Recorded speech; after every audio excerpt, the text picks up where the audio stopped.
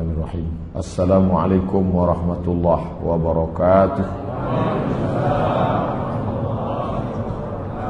Alhamdulillah wassalatu wassalamu ala Rasulillah wa ala alihi wa sahbihi wa man tabi'ahu wa mawalah.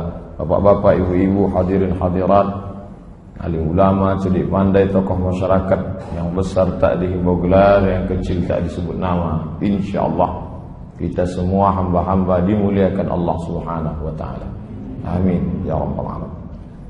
Malam ini kita akan mengkaji biografi orang yang sudah membebaskan manusia min zulumatil jahli ila nuril ma'rifah, dari jahiliyah musyrik kepada cahaya tauhid, dari mulai sejak lahir sampailah meninggal dunia. Kita akan break sejenak saat salat Isya insyaallah. Nabi Ibrahim punya anak bernama Ishak. Ishak punya anak bernama Yakub. Yakub punya anak bernama Yusuf. Yusuf punya saudara bernama Yahuza. Cucu cicit Yahuza ini turun ke bawah, ada yang jadi nabi bernama Daud. Daud punya anak Sulaiman. Sulaiman bercabang dua ke kanan, Zakaria. Kemudian Zakaria punya anak Yahya. Habis. Kemudian jalurnya yang satu lagi dari Sulaiman tidak langsung punya anak bernama Imran. Imran punya anak bernama Maryam, dan Maryam punya anak bernama Isa. Habis jalur pertama. Nabi Ibrahim punya anak bernama Ishak. Ishak punya anak bernama Yakub. Yakub punya anak Bunyamin. Turun ke bawah berakhir pada Yunus. Ibrahim punya anak bernama Ishak. Ishak punya anak bernama Yakub. Yakub punya anak Yusuf. Yusuf punya saudara bernama Imran. Beda Imran di sini dengan Imran ayah Maryam.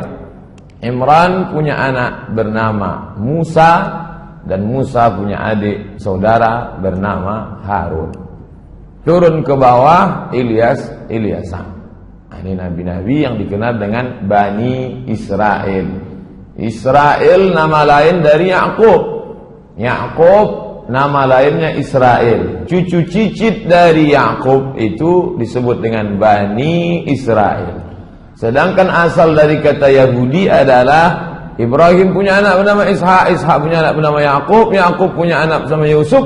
Yusuf punya saudara Yahuza. Cucu cicit Yahuza disebut dengan Yahudi. Semua Yahuza Israel, tapi tidak semua Israel Yahudi. Sedangkan Muhammad sallallahu alaihi wasallam jalurnya bukan dari jalur sini, tapi bertemu pada Ibrahim.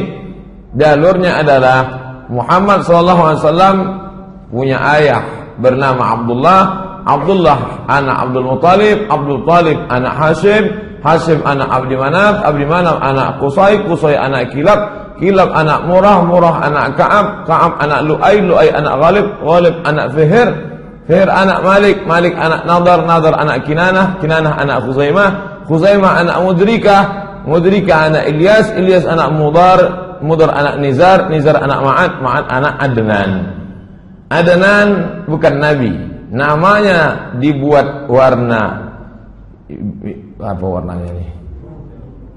Adnan karena nasab yang sahih disebutkan nabi hanya sampai pada Adnan.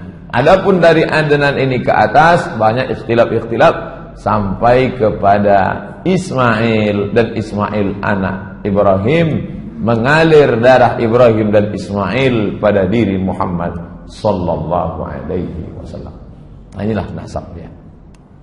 Nasab kita Pak Ustaz, nanti pertemuan lain kita kaji.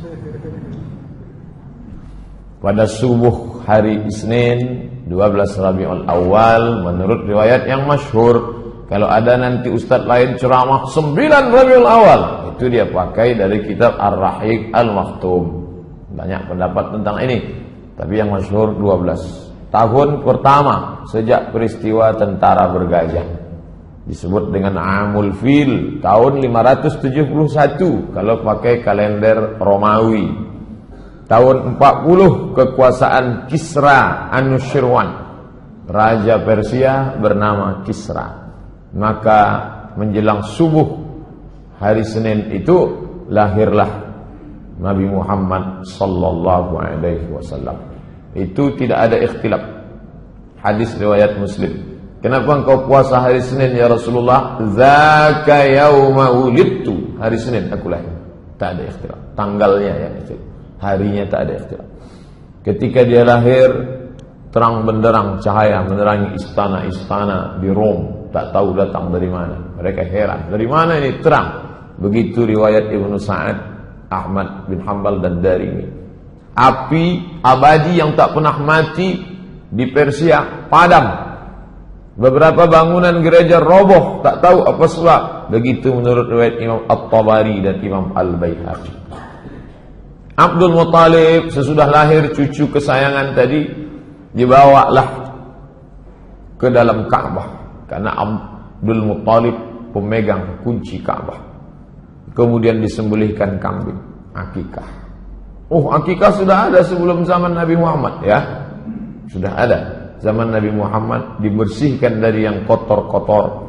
Mereka darah kambing itu diusapkan ke kepala anak yang baru lahir. Kotor, najis. Tapi setelah Islam datang dibersihkan karena akikah ini sudah ada dalam syariat Nabi Ibrahim alaihissalam. Diberinya nama. Yang memberi nama itu adalah Abdul Muttalib. Diberinya cucunya itu bernama Muhammad. Nama itu belum pernah dipakai sebelumnya. Dia dikhitankan pada hari ke-7 karena khitan sudah ada pada syariat datuk moyangnya Ibrahim. Nabi-nabi setelah Ibrahim berkhitan. Nabi Musa berkhitan, Nabi Isa berkhitan, Nabi Muhammad berkhitan.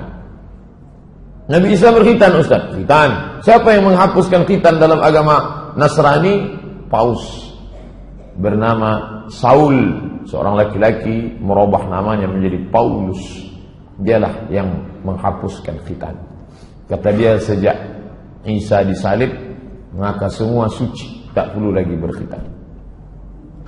Kemudian tradisi orang Arab, anak itu disusukan kepada perempuan lain, disusukan kepada seorang budak sahaya Abu Lahab bernama Suwaibah al-Aslamiyah. Kebetulan dia waktu itu melahirkan anak bernama Masruh, maka Nabi saudara sesusuan dengan Masruh. Ibunya lain tapi satu ibu susuan, karena Suwaibah menyusukan Muhammad sallallahu alaihi wasallam. Saat itu juga Suwaibah menyusukan bayi-bayi lain, di antaranya adalah Hamzah bin Abdul Muttalib. Satu sisi Hamzah itu pamannya karena adik ayahnya, tapi di sisi lain juga Hamzah adalah saudara satu susuannya. Belakangan Hamzah meninggal pada perang Uhud. Kita akan kaji selanjutnya. Setelah itu ada saudara susuannya lagi, yaitu Abu Salamah ibnu Abdul Asad al-Makhzumi. Lanjut, umur 4 tahun. Kenapa Ustaz melompat langsung? Kita ambil peristiwa penting-penting. Pada umur 4 tahun, saat itu dia sedang berada di kampung Bani Sa'ad.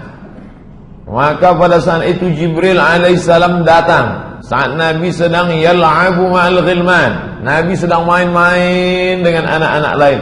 Dititipkan dengan ibu susunya yang kedua, yaitu bernama Halimatus Sa'diyah. Banyak perempuan tempat kita bernama Halimatus Sa'diyah untuk mengambil kemuliaan. Ibu susu yang pertama Suwaibah, yang kedua Halimatus Sa'diyah. Di kampung Bani Sa'ad. Ketika dia sedang main dengan anak-anak yang lain, tiba-tiba Jibril alaihissalam menarik tangan Nabi Muhammad, membuatnya pingsan, membelah dadanya, mengeluarkan jantungnya, kemudian dicuci. Inilah pertama kali dibedah oleh malaikat Jibril alaihissalam. Lalu kemudian anak-anak ini mengadu ke rumah. Apa kata anak-anak itu? Inna Muhammadan qad qutila. Muhammad sudah dibunuh. Anak-anak itu melihat, lari pulang ke rumah Ibu Halimatus Sa'diyah. Muhammad sudah dibunuh. Lalu mereka datang lagi dan mereka lihat wajah Nabi SAW berubah raut wajahnya. Lalu mutaghayyirul laun, berubah raut wajahnya. Lalu kemudian Anas yang meriwayatkan hadis ini, Anas bin Malik berkata, wa qad kuntu ara athara dhalikal miqyad fi sadrihi. Mata kepalaku sendiri pernah melihat bekas terbelahnya dada Nabi itu fi sadrihi, di dada Nabi. Jadi bukan fiksi, bukan makna kiasan, tapi memang betul nyata. Anas bin Malik yang pernah menjadi pembantu Nabi selama 10 sinin. Khadimtun Nabiyya 10 sinin. Aku menjadi pembantu Nabi 10 tahun.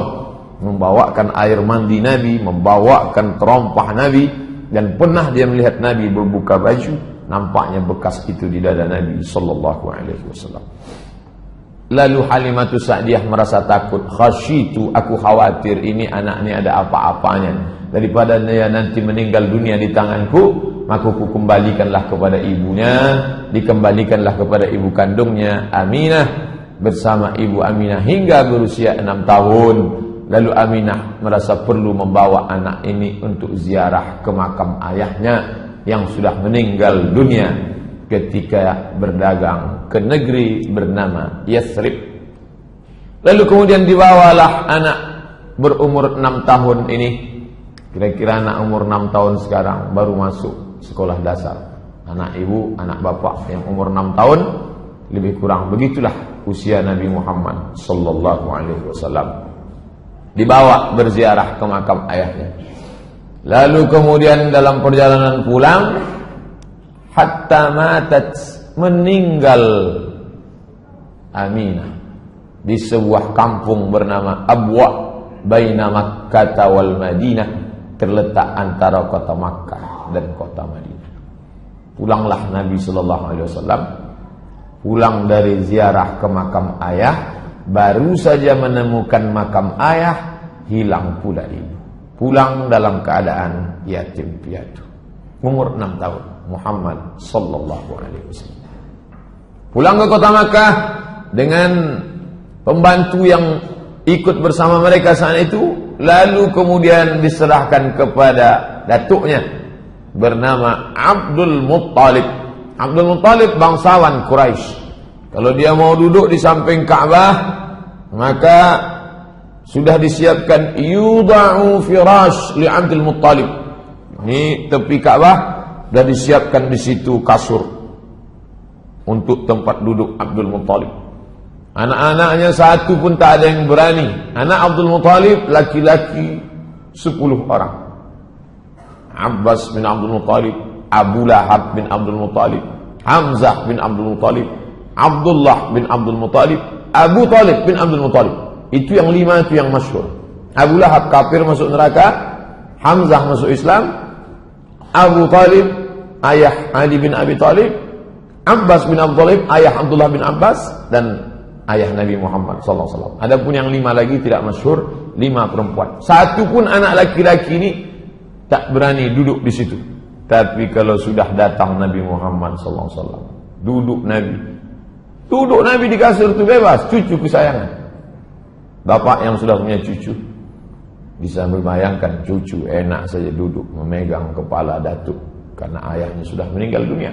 Dan ketika Nabi Muhammad duduk di atas kasur itu, paman-pamannya menariknya. Lalu kemudian apa kata Abu Abdul Muttalib? Kata Abdul Muttalib, da'u, biarkan ibni hadza, anakku ini, biarkan dia. Wallahi, demi Allah, inna lahu lasya'nan, sesungguhnya nanti cucuku ini punya kedudukan yang luar biasa. Mungkin batinnya sudah melihat. Inna lahu lasya'nan. Summa yajlisu ma'ahu, duduklah Datuk Abdul Muttalib bersama cucu kesayangan ala firashihi, di atas kasur, wa yamsah zahrahu, diusapnya pundak cucunya itu, disapunya pundak cucu kesayangan, wa yasurruhu, kemudian dia senang, wa yusirruhu ma yarahu yasna, dibiarkannya cucunya itu berlari-lari. Saat itu Nabi SAW diasuh, dibesarkan, kemudian pada umur 8 tahun 2 bulan 10 hari meninggal pula lah datuknya Abdul Muttalib. 2 tahun, 6 tahun meninggal ibu, diasuh oleh datuk. Umur 8 tahun 2 bulan 10 hari meninggal Abdul Muttalib. Begitu diriwayatkan oleh Imam Ibnu Ishaq. Lalu kemudian diasuh oleh, irtahala bihi Abu Talib, dibawa oleh pamannya bernama Abu Talib. Ketika itu umurnya 12 tahun. Meninggal Abdul Muttalib, maka berpindah ke asuhan paman bernama Abu Talib. Abu Talib pedagang. Li'ilafi Quraisy, perjalanan orang Quraisy, ilafihim rihlatasy syita'i was-shayb. Musim dingin syita mereka pergi ke Yaman. Musim panas mereka pergi ke negeri Syam. Dalam perjalanan itu sampai mereka ke sebuah negeri bernama Busra. Kemudian mereka berhenti untuk bernaung. Keluarlah pendeta dari gereja itu bernama Bahirah. Apa kata Bahirah? Hadza sayyidul alamin. Ini anak ini sayyidul alamin, pemimpin semesta alam. Lalu kemudian heranlah Abu Talib, kenapa pendeta ini tiba-tiba keluar? Zaman itu pendeta tak ada keluar. Pendeta hanya di dalam gereja saja. Lalu kemudian dia tanya, kenapa kamu mengatakan begitu? Ma ilmuka bidzalik? Dari mana kamu tahu itu? Apa kata Bahira? Innakum hina ashraftum minal aqabah. Ketika kamu tadi berada di atas bukit mau turun ke bawah, aku melihat lam yabqa hajarun wala syajarun illa kharra sajida. Semua pokok kayu dan batu-batu bersimpuh sujud. Wala yasjudani illa linabiyyin. Itu pokok kayu dan batu tidak sujud kecuali hanya kepada Nabi. Wa inni a'rifuhu bi khatimin nubuwah. Aku mengetahui itu dari khatim, stempel kenabian. Lalu kemudian wa inna najiduhu fi kutubina. Kami sudah melihat tanda-tanda itu di dalam kitab suci kami. Pendeta Bahira memuliakan, disambutnya bidhiyafah sebagai tamu. Lalu kemudian sa'ala Abu Talibin ayyaruddahu. Hai Abu Talib, antarkanlah anak ini pulang ke Makkah. Jangan kau bawa dia ke negeri Syam. Heran Abu Talib, kenapa saya bawa? Dia bantu-bantu saya dagang. Ini keponakan saya. Kalau saya bawa ke negeri Syam, kenapa? Karena di negeri Syam itu khaufan alaihi minar Rum wal Yahud. Karena di sana ada orang Romawi Yahudi yang memang sudah menunggu-nunggu Nabi terakhir. Kalau mereka lihat ternyata bukan dari keturunan Yahudi, mereka akan membunuhnya. Maka Bahira mengatakan, bawalah dia pulang. Saat itu umur Nabi 12 tahun. Masuk umur 20. Pada ketika dia berumur 20, maka pada saat itu terjadi perang besar di sebuah pasar bernama Uqas, pasar Uqas. Perang antara Kinanah dan Quraisy. Suku besar darah biru Quraisy berperang dengan Kinanah di pasar Uqas. Penyebabnya salah seorang suku Kinanah membunuh 3 orang suku Qais. Maka disebut perang Al-Fijar karena mereka melanggar larangan perang di bulan haram. Nabi SAW ikut perang itu, menyiapkan anak panah untuk paman-pamannya. Anak panah yang panjang, di pangkalnya diberi bulu ayam, ujungnya diberi timah besi, seperti kita kemarin Sabtu Senin. Nabi SAW menyiapkan itu. Inilah perang pertama yang diikuti Nabi SAW dengan pamannya. Pekerjaan Nabi sehari-hari, Nabi mengembalakan kambing Bani Sa'ad. Bani Sa'ad suku yang besar, kambing mereka banyak, dan Nabi SAW mengembalakan kambing-kambing itu.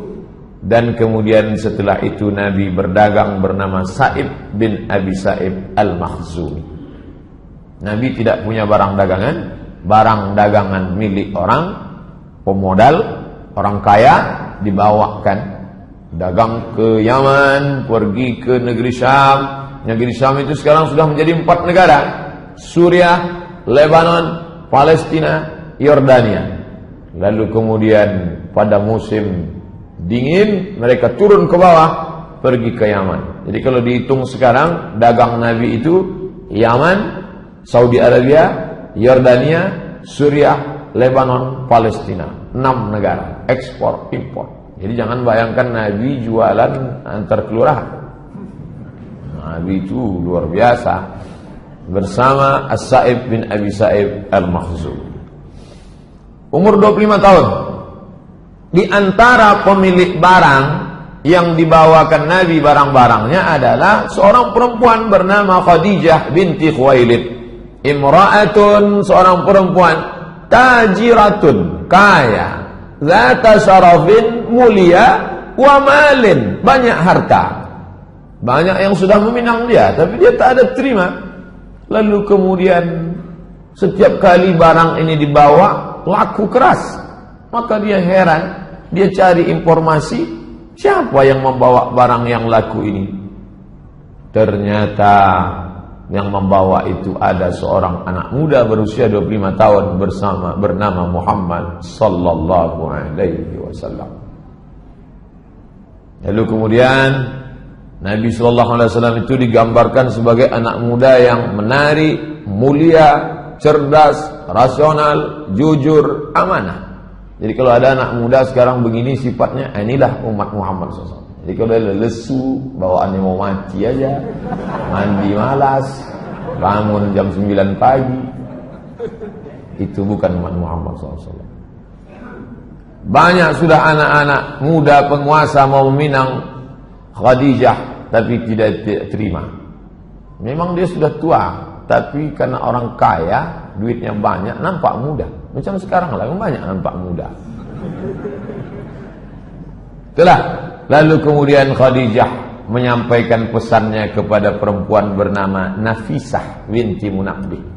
Nafisah, tolong kau sampaikan ke Muhammad, kalau dia mau, aku mau menikah dengan dia. Ini dalil perempuan kalau nampak laki-laki itu soleh, jangan sia-siakan. Karena orang baik tak datang 2 kali. Nampak laki itu baik, bilanglah aku mau, tapi jangan lewat SMS. Lewat SMS nanti tunjukkannya ke orang lain, tengok. Maka kemudian kata Nafisah, Muhammad sallallahu alaihi wasallam nin Khadijah. Maka Nabi pun setuju, tapi Nabi tak langsung datang, paman-pamannya. Paman-pamannya banyak meminang Khadijah. Pernikahan dihadiri oleh Bani Hashim. Muhammad, anak Abdul Muttalib, anak Hashim. Seluruh cucu-cucu Hashim datang, dan para pembesar Mudhar, maharnya 20 ekor onta. 1 ekor onta paling murah 30 juta, kali 20 sama dengan 600 juta. 600 juta itu 3 biji eras. Jadi jangan bayangkan Nabi Muhammad itu miskin, susah, melarat. Itu Nabi, bukan Muhammad yang saya kenal. Itu Muhammad yang dari Kulim, yang dari Panam. Muhammad sallallahu alaihi wasallam ngalam ni kita lihat bagaimana dia menikah. Ishruna bakarah, 20 ekor.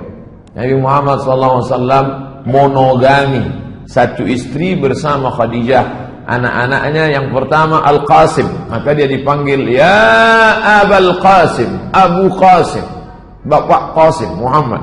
Yang kedua Zainab, Ruqayyah, Ummu Kulthum, Fatimah yang menikah dengan Sayyidina Ali. Setelah Fatimah lahir lagi anak laki-laki namanya Abdullah. Itu yang dipanggil dengan Thayyib dan Tahir. Semua meninggal ketika Nabi masih hidup kecuali Fatimah. 6 bulan sesudah Nabi meninggal barulah meninggal Fatimah. Umur tubuh 35 tahun. 10 tahun sesudah itu terjadi renovasi Ka'bah. Jadi renovasi Ka'bah, orang Arab ni hobi berkelahi. Berkelahilah mereka tentang siapa yang paling layak meletakkan Hajar Aswad. Konflik 4 hari dalam masalah meletakkan Hajar Aswad.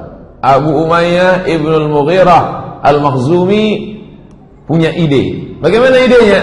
Siapa yang pertama kali masuk masjid, maka dialah yang meletakkan Hajar Aswad. Kita tunggu. Jangan kelahi, calling down, tenang dulu. Besok pagi kita tengok siapa yang pertama kali masuk, dia.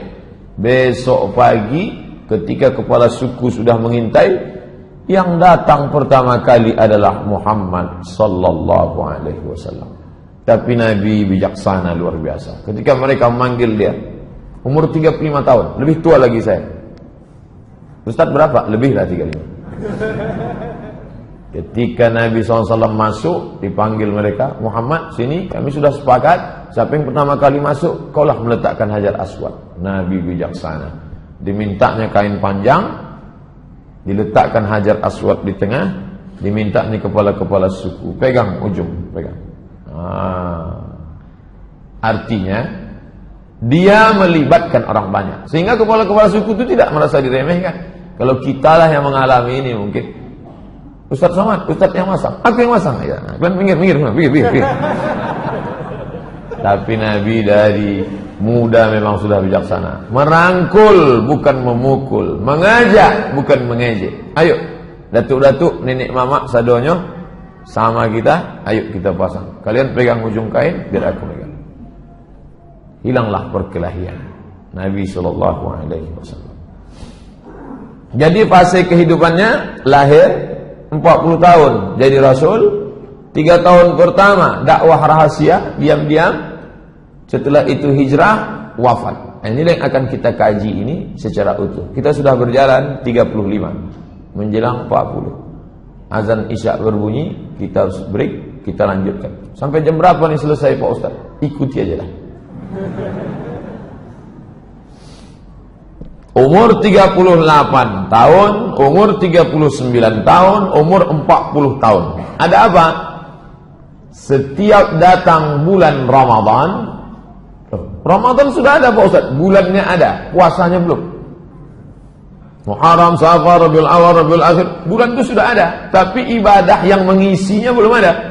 Nah, pada bulan Ramadan Nabi naik ke atas. Namanya Jabal Nur. Di atas ada Ghar Hira.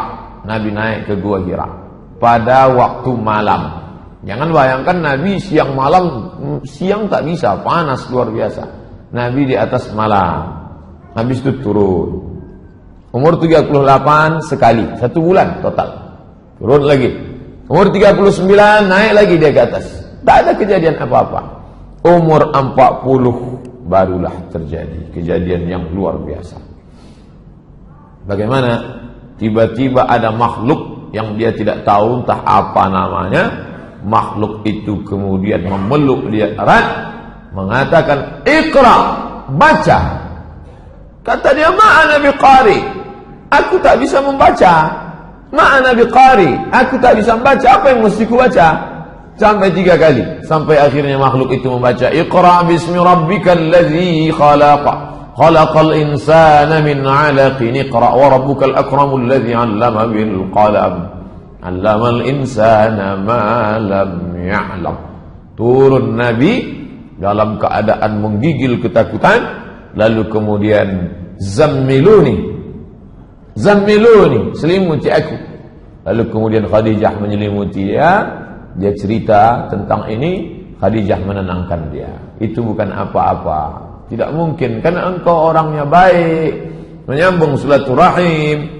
Tapi aku akan bertanya kepada saudaraku Waraqah bin Naufal. Waraqah bin Naufal berdialog panjang. Dalam dialog itu kata Waraqah bin Naufal, menurut kitab yang aku baca, Waraqah bin Naufal membaca kitab Taurat, kitab Injil. Menurut kitab yang ku baca, maka yang datang kepada Muhammad itu adalah namus, malaikat yang pernah datang kepada Musa, yang pernah datang kepada Isa. Sebelum itu dia pernah datang kepada Ibrahim. Dan demi Allah, nanti suamimu itu akan terusir dari kota ini.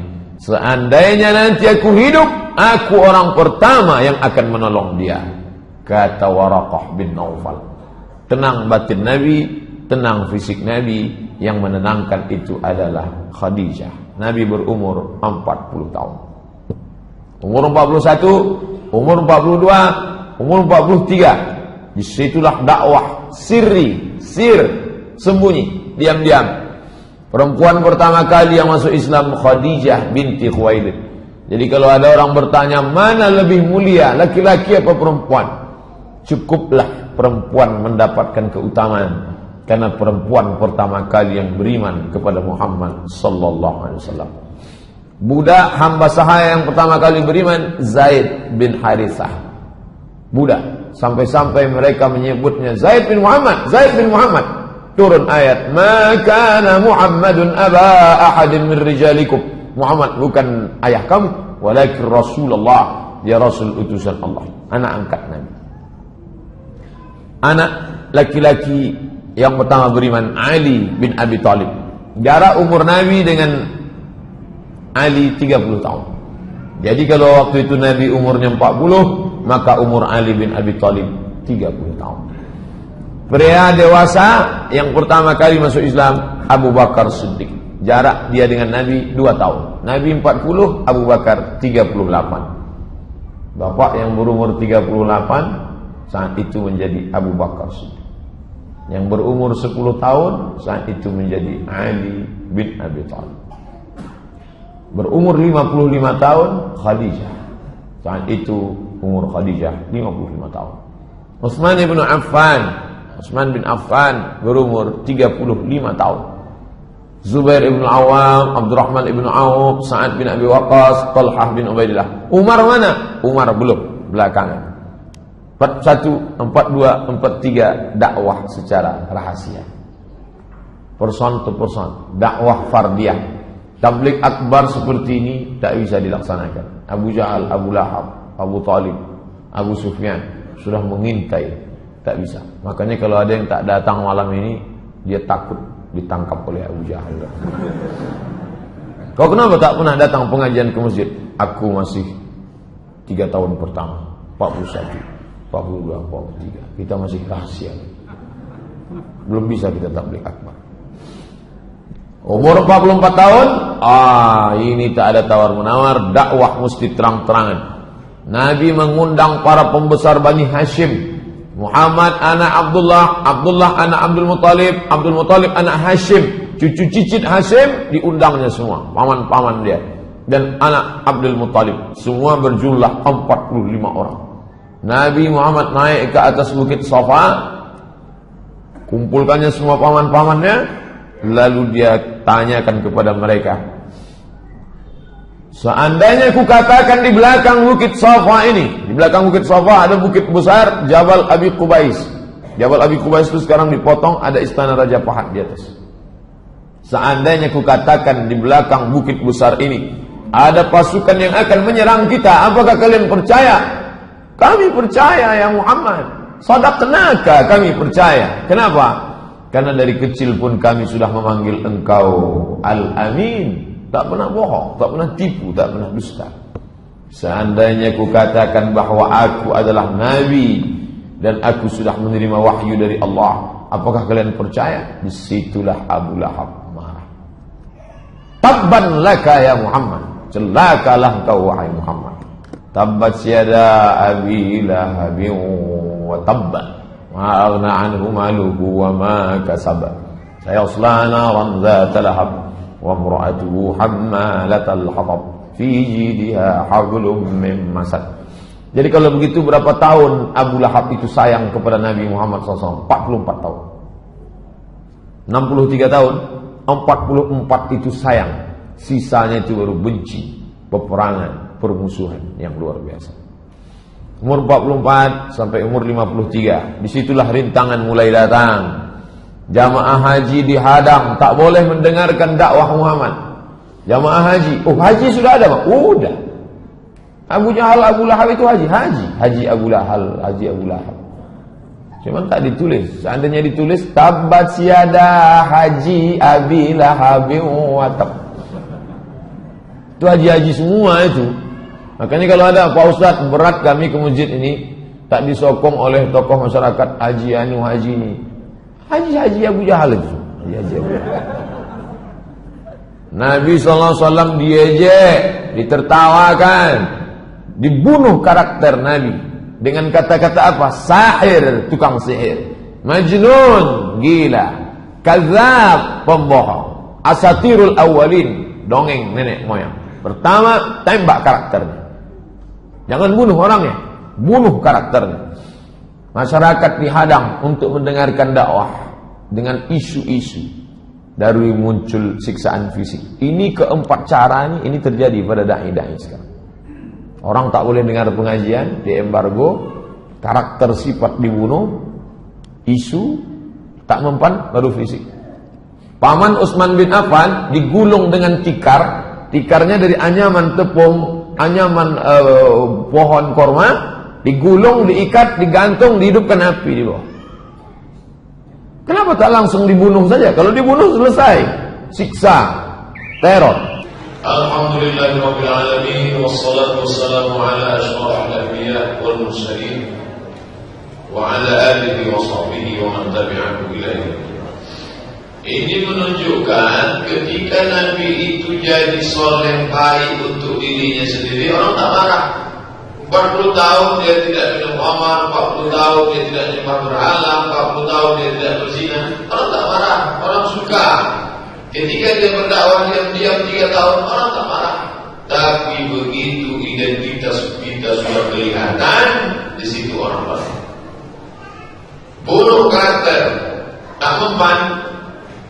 Apa boleh buat? Teror fisik. Paman Utsman bin Affan digulung dengan tikar anyaman dari daun korma, dibakar di bawah. Oh, bagaimana rasanya panasnya. Jadi makanya mengapa mereka itu sayang dengan imannya? Karena imannya itu diperjuangkan. Kita hampir tak pernah mengalami siksaan. Tak pernah mengalami siksaan. Mus'ab bin Umair tidak diberi makan dan minum oleh ibunya, diusir dari rumah. Jadi kalau ada adik-adik ikut pengajian remaja masjid, ibunya marah, kamu jangan ikut ngaji, teroris tuh. Jangan ikut pengajian, ISIS tuh. Nah, itu nasibnya sama dengan Mus'ab bin Umair. Mudah-mudahan maknya dapat hidayah. Kalau tak dapat, mati cepat.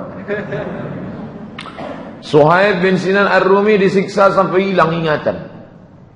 Gimana ceritanya itu berat sampai ingatan itu bisa hilang? Itu dialami oleh Suhaib Ibn Sinan Ar-Rumi. Rumi artinya dia orang Romawi, bukan orang Arab. Orang Romawi yang merantau ke Makkah. Bilal bin Abi Rabah disiksa dengan batu, diletakkan di perutnya, diikat dengan tali, diserahkan kepada anak-anak kecil di Madinah sebagai permainan, ditarik ke sana kemari. Berkulit hitam, budak hamba saya, miskin susah. Ammar bin Yasir disiksa satu keluarga. Ammar nama ayahnya Yasir, nama emaknya Sumayyah. Sumayyah meninggal sebagai syahid, ditombak oleh Abu Jahal tepat di jantungnya. Perempuan pertama mati syahid. Nabi tak bisa menolong. Nabi lewat di depan rumahnya, apa kata Nabi? Sabran ya ala Yasir. Sabarlah wahai keluarga Yasir, inna mau'idakumul jannah. Kalian dijamin masuk surga. Abu Fukaihah dijemur, dipanas terik, diikat dengan rantai besi sampai hilang ingatan. Panas luar biasa. Kita di Arab Saudi tidak boleh kalau tak pakai payung, tidak boleh panas langsung. Ingat manasik haji, karena dehidrasi segala macam. Kok bisa hilang ingatan? Cairan kurang. Ingat. Khabbab ibn al-Arth disiksa dengan api. Zinnirah disiksa dengan sampai buta, hilang ingatan. Umur 44 sampai umur 55 teror bukan terhadap Nabi lagi. Kalau tadi terhadap Nabi, sekarang siapa yang membela Nabi, habis. Abu Talib yang membela. Abu Talib itu. Jawaban Abu Talib terhadap teror kafir Quraisy. Apa kata Abu Talib? Wallahi la yasilu ilaika bi jam'ihim hatta uwassida fit turafi dafina. Wallahi demi Allah wahai keponakanku, lan tidak akan yasilu ilaika bi jam'ihim. Mereka walaupun ramai tak akan bisa menangkap, membunuhmu. Hatta uwassida fit turabi, sampai aku ditimbun fit turab, di dalam tanah, dafina, sebagai mayat yang mati, terbujur kaku di dalam tanah. Begitulah cinta Abu Talib. Jangan kau takut teror apapun yang kau hadapi. Teror terhadap anak-anak Nabi. Anak-anak diteror. Apa salah anak Nabi? Abu Lahab memaksa kedua anaknya bernama Utbah bin Abi Lahab dan Utaibah. Utbah bin Abi Lahab, Utaibah bin Abi Lahab. Itu menikah dengan Ruqayyah dan Ummu Kalsum. Ceraikan. Tentu pukulan luar biasa. Anak menjadi janda. Gara-gara apa? pukulan emosional.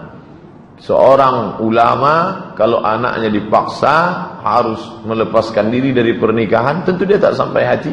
Tapi ini dialami Nabi. Kedua anaknya Ruqayyah dan Ummu Kalsum. Ummu Jamil, Arwah binti Harb ibnu Umayyah, saudara kandung Abu Sufyan.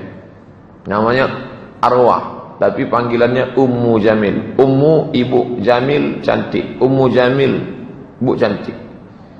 Teror fisik, menebarkan duri-duri dan kotoran di jalan yang dilalui Nabi. Mana jalan yang selalu dilalui Nabi? Tebarkan kotoran, nonta, duri-duri. Makanya satu surat khusus untuk keluarga ini. Suaminya, tabat yada abi lahabi wa tab. Pekerjaannya, ma'ana anhu maluhu wa ma kasab. Sayasla naran dhata lahab. Istrinya, wa mra'atuhu hammalatal hatab. Fi jidha hablum min masad. Memang keluarga ini luar biasa. Ayat-ayat kisah teror. Ayat-ayat ini kalau kita baca, renungkan baik-baik, ini semua cerita tentang teror yang dialami Nabi. Wailul likulli humazatil lumazah. Celakalah bagi pengumpat dan pencela. Siapa itu? Umayyah bin Khalaf mengejek, mengumpat, mencela Rasulullah. Saudaranya bernama Ubay bin Khalaf meludahi wajah Rasulullah SAW. Maka ketika imam membaca ayat itu, renungkan dengan baik. Wailul likulli humazatil lumazah alladzi jama'a malan wa 'addada. Apa kerja mereka? Jama'a malan, mengumpulkan harta, wa 'addada, kumpul hitung. Datang Nabi, mereka caci, sumpah serapah, bahkan meludahi wajah Nabi. Wala tuti' kulla halafin mahin hammazim masya'im binamim manna'il lil khairi mu'tadin asim utullim ba'da dhalika zanim. 9 sifat Al-Akhnas Ibnu Syarik Al-Thaqafi. Itu kronologisnya, ada orangnya semua itu. Apa arti ayat ini? Banyak mencela, pergi ke sana kemari menyebar fitnah. Zaman dulu orang kalau menyebar fitnah masuk rumah ini, fitnah masuk. Sekarang enggak, share. Twitter, BBM, WhatsApp, Facebook. Andai mereka ini dulu hidup zaman sekarang, banyak paketnya ini, 5 giga, 8 giga. Banyak menghalangi orang buat baik. Siapa mau buat baik? Siapa yang masuk Islam? Halangi. Melampau. Tengok sistem kerjanya pas gaya kerja Ahokers. Ini otak-otaknya semua. Ini semua ada. Zaman berganti, musim berubah. Tokoh-tokoh yang membela Islam bunuh karakternya. Apakah ada tokoh itu yang anaknya? Mungkin ada, kita tak mengerti. Mereka tak pernah mengadu. Tokoh-tokoh Islam itu hanya mengadu kepada Allah Subhanahu wa taala. Fala saddaqa wala shalla. Mereka tak mau percaya dan tak mau salat. Siapa itu yang dimaksud? Abu Jahal. Mendengarkan bacaan Quran tapi tak mau percaya. Kalau ada orang salat dihalanginya. Pernah Nabi salat di samping Ka'bah, diajaknya anak-anak muda, cekik kepala, bungkup pakai kain hitam, diikat, disiramkan kotoran onta. Fala saddaqa wala shalla. Apa strategi yang dilakukan Rasulullah? Pertama, perlu markas Islamic Center, pusat kajian Islam. Di mana? Rumah Al-Arqam bin Abil Arqam sebagai pusat kegiatan. Inilah perlunya sekretariat. Nah, ini dalil bagi adik-adik yang buat remaja masjid. Kami bingung nih Pak, tak ada sekretariat. Nah, ini dalilnya. Sekretariat Irma, FSRMM, sekretariat Fodamara. Nah, dari ini dalilnya. Minta mereka dapat satu, bersedekah rumah Al-Arqam bin Abil Arqam. 2, mencari peluang baru. Amati, mikir, kira-kira kemana kita pindah? Dunia ini tak sempit, luas. Maka muncullah ide, sebagian sahabat mengungsi ke Habasyah. Habasyah itu Abyssinia. Di mana itu sekarang? Ethiopia, Afrika. Dari Makkah menyeberang turun ke Yaman, dari Yaman nyeberang Laut Merah, Djibouti, dari Djibouti masuk. Kalau ke atas Mesir, dari Makkah naik ke Yordania, menyeberang Laut Merah ke Mesir. 2 hari 2 malam naik kapal laut. Mereka dulu naik onta, menyeberang laut, naik bahtera. Umur 45 tahun Nabi hijrah ke Habasyah, Ethiopia. Bulan Rajab tahun ke-5 kenabian. 12 orang laki-laki, 4 orang perempuan. Ketuanya Utsman bin Affan dan istrinya bernama Ruqayyah. Istri Nabi, anak Nabi yang dipaksa cerai dari anak Abu Lahab, dinikahi oleh Utsman. Mereka hijrah, 12 orang. Tak tahan lagi di Makkah. Luar biasa tekanan. Maka cari tempat baru. Mana? Hijrah. Alam takun ardullahi wasi'atan fatuhajiru fiha. Jadi kalau ada di antara kita yang ke Pekanbaru ini hijrah, jangan berkecil hati. Hijrah mencari nafkah, hijrah mencari hidup. Mereka dulu hijrah melepaskan diri dari tekanan. Hijrah kedua, ini lebih banyak. 83 laki-laki, 19 orang perempuan. Rombongan kedua hijrah ke Habasyah. Celakanya orang kafir Quraisy ini. Di tempat hijrah itu pun mereka datangi juga. Bayangkan itu jauhnya. Dari kota Makkah turun ke Yaman 1 bulan naik onta. Masirata syahrin. Menyeberang Laut Merah, masuk ke Djibouti, masuk ke Afrika. Mereka ikut juga datang. Siapa nama orangnya yang datang? Amr bin As. Loh, Amr bin As itu kan sahabat Nabi Pak Ustaz. Ini masih CD1. Belum masuk Islam dia. Amr bin As nanti belakangan masuk Islam. Amr bin As dengan Abdullah ibn Abi Rabi'ah mengejar, menjumpai raja Ethiopia yang baik bernama Najasyi.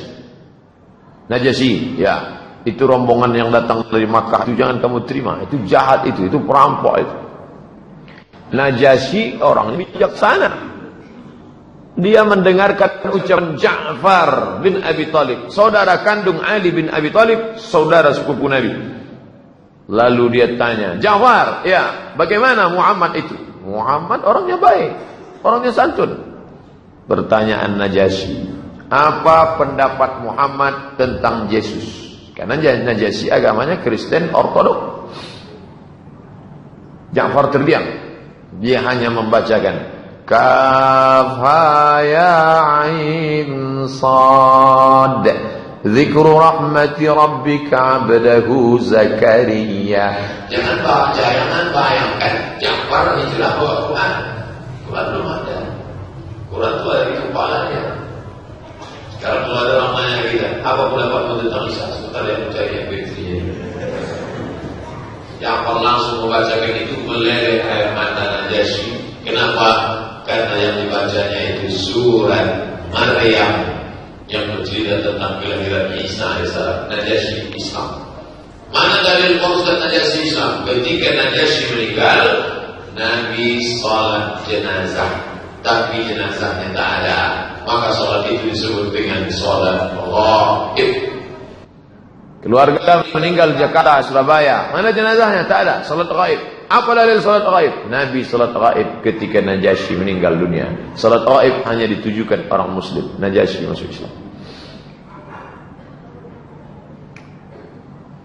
Umur 46, 6 tahun perjalanan dakwah, 3 tahun diam-diam, 3 tahun tertekan sampai pindah.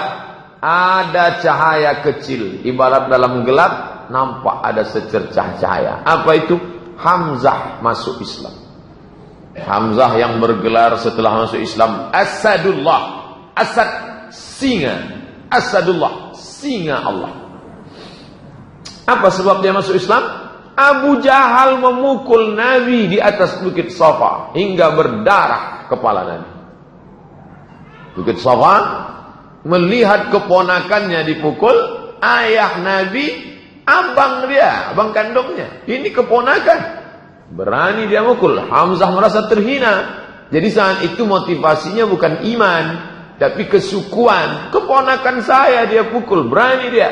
Maka dia datang menemui Abu Jahal dan memukul balas dengan busur panah. Gimana rasanya di busur panah itu?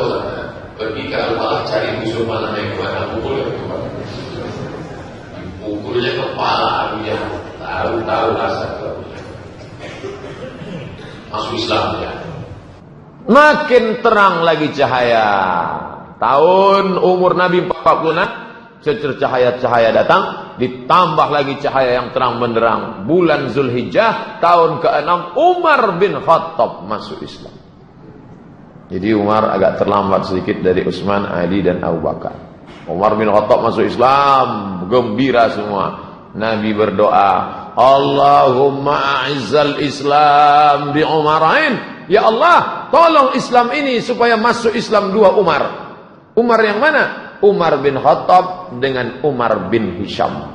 Umar bin Khattab, ya Allah, tolonglah masuk Islam 2 Umar ini.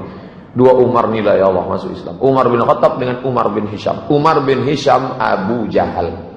Umar bin Khattab inilah dia masuk Islam, Umar bin Khattab. Wa kana Ibnu Mas'ud radhiyallahu an, Abdullah bin Mas'ud, kami tidak mampu sholat di samping Ka'bah hingga Umar masuk Islam. Selama 6 tahun kami tak sanggup sholat di samping Ka'bah. Sholat di rumah.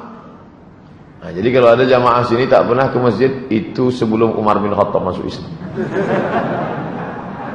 Kenapa kau tak ke masjid? Umar bin Khattab belum masuk Islam. Setelah Umar bin Khattab masuk Islam, barulah mereka berani sholat ke masjid. Kenapa?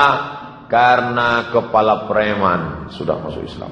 Umar bin Khattab kekar pemenang juara gulat setiap tahun di pasar Ukas, juara bertahan. Baca Quran, tak ada orang berani baca Quran dengan suara keras sebelum Umar bin Khattab masuk Islam. Setelah Umar bin Khattab masuk Islam, berani mereka. 2 sekali dalam tahun itu, Hamzah dengan Umar ibn Khattab. Akhirnya pertolongan itu datang. Mulailah, kalau tidak bisa dengan cara keras, kalau cara keras, ini singa Allah sudah siap, Umar sudah siap, Hamzah sudah siap, maka dengan cara lunak, tawaran damai. Cerita berganti, musim berubah. Dari dulu sampai sekarang cara itu begitu saja. Isu, teror, kalau tak mempan, tawaran. Mahkota, harta, wanita. Al-Aswad bin Abdul Muttalib bin Aswad bin Abdul Uzza, Al-Walid bin Mughirah, Umayyah bin Khalaf, As bin Abi Sahmi mengajak beribadah. Muhammad, kami sudah capek. Jadi gimana? Gimana kalau kita ganti-gantian aja lah. Kami sembah Allah sebulan, habis itu kau sembah Tuhan kami sebulan. Deal or no deal? Turun ayat. Qul ya ayyuhal kafirun, la a'budu ma ta'budun. Wala antum abiduna ma'abud, wala ana abidu ma'abadtum, wala antum abiduna ma'abud, lakum dinukum. Tak mempan, tawaran damai tak laku. Damai tak laku, kumpul lagi mereka, lebih keras lagi daripada itu. Umur 47, dahsyat. Tahun embargo. Tidak lagi di embargo Muhammad sendiri, satu suku. Bani Hashim, Bani Abdul Muttalib di embargo. Apa embargonya? Tidak boleh ada pernikahan. Bani yang lain tidak boleh menikah dengan Bani Hashim dan Bani Abdul Muttalib. Muhammad anak Abdullah, anak Hashim. Seluruh Bani Hashim, Hashim anak Abdul Muttalib. Seluruh Bani Hashim, seluruh Bani Abdul Muttalib. Tidak boleh ada orang Arab yang menikah dengan Bani Hashim dan Bani Muttalib. Tidak boleh ada transaksi jual beli. Tidak boleh duduk-duduk bersama mereka. Tidak boleh interaksi sosial, tidak boleh masuk ke rumah mereka, tidak boleh bicara dengan mereka sampai mereka menyerahkan Muhammad untuk dibunuh. Ditulis, ditempel di dinding. Yang nulis itu siapa? Baghid ibnu Amir ibnu Hisham. Nabi mendoakan dia, ya Allah, laknat si Baghid ini, lumpuh tangannya. Itu dalil boleh melaknat orang. Jadi kalau ada yang suka menulis-nulis gini, share-share, doakan, lumpuhkan jempolnya ya Allah. Besok tak bergerak lagi. Di masa sulit ini Abu Talib khawatir mereka membunuh Rasulullah. Ini genting ini. Abu Talib itu juga lah yang menolong. Ini keponakan, ayahnya saudara kandungku, anak ini tunggal, dari kecil sudah kujaga. Maka dia takut ini terbunuh. Kemana-mana Nabi, dia selalu bersama. Sampai tempat tidur Nabi pun dijaga. Begitu cinta Abu Talib. Dia memerintahkan Rasulullah agar tidur di tempat tidurnya. Muhammad jangan tidur sendiri. Umur Nabi sudah 47 tahun. Kau tidur di sini karena mungkin mereka akan mengutus pembunuh di tengah malam. Dia perintahkan anak-anaknya mengawal Rasulullah. Anak-anakku, Ali, Ja'far, yang lain, kawal saudara kalian ini. Karena Nabi SAW tak punya saudara kandung laki-laki. Ali bin Abi Thalib itulah saudara dia. Ja'far bin Abi Thalib itulah dia. Anak-anak inilah dia. Umur 50, 3 tahun lamanya embargo itu. Kertas embargo tersobek. Hisham ibnu Amar dari Bani Amir ibnu Lu'ay, dialah yang merobek kertas itu. Apa ini kata dia? Dia cabut. Lalu kemudian apa hubungan dia dengan Nabi? Lagi-lagi hubungan darah. Ibunya bernama Atikah binti Abdul Muttalib. Abdul Muttalib kakeknya Nabi. Berarti kalau begitu makcik Nabi SAW. Mak dia makcik Nabi. Masih keluarga Nabi SAW. Hubungan darah. Bangkit emosinya, dia marah, dia cabut itu. Habis embargo, cara lunak lagi. Lobi-lobi kafir musyrik kepada Abu Talib. Abu Talib ini kuncinya. Maka kalau dia sudah tunduk, tunduk. Maka mereka mulai terus datang merayu dengan segala macam merayu. Ternyata ujian sekarang tidak datang dari kafir musyrik, tapi ujian datang dari Allah Subhanahu wa taala. Selama ini kalau susah tempat bergantung Khadijah, tempat mengadu Khadijah. Kalau tak Khadijah, Abu Talib, Abu Talib Khadijah. Di saat yang sama kedua-dua tempat bergantung itu patah. Putus. Tak ada lagi tempat mengadu. Kedua tempat berpegang itu patah. Abu Talib dan Khadijah wafat. Maka tahun itu disebut dengan Amul Huzn, tahun duka cita. Apa hikmah di balik ini? Jangan bergantung kepada manusia. Allah ingin supaya kita hidup ini hanya bergantung kepada Dia. La haula. Bergantung kepada paman, paman mati. Bergantung kepada istri, istri meninggal. Bergantung kepada harta, harta binasa. Bergantunglah kepada Dia. Idza dhaqat 'alaika dunya, kalau sempit dunia maka katakan ya Allah. Apa sulitnya Allah menolong Nabi Muhammad? Mudah. Innama amruhu idza arada syai'an ay yaqula lahu kun fayakun. Kenapa dia buat kehidupan Nabi ada naik, ada turun? Supaya kita hidup ini manusiawi, bukan hidup malaikat. Hidup kita ini hidup manusia, bukan hidup malaikat di surga. Nabi menikah dengan Saudah binti Zam'ah. Selama dengan Khadijah 50 tahun umurnya, 25 tahun lajang, 25 tahun menikah, monogami, istrinya tunggal. Tak pernah menikah dengan perempuan lain. Setelah meninggal Khadijah, menikah dia dengan Saudah binti Zam'ah. Itu pun janda karena suaminya bernama Sakran ibnu Imran, wafat di Habasyah. Ini perempuan dia nikahi, Rasul menikahinya. Sedih di atas sedih. Pergi Taif.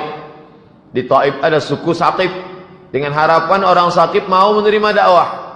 Datang ke sana, ayolah kalian masuk Islam, aku Muhammad SAW. Jadi tidak tablik akbar, tapi ini tablik akbar ini datang belakangan. Dakwah person to person, ngobrol, cerita, menawarkan Islam.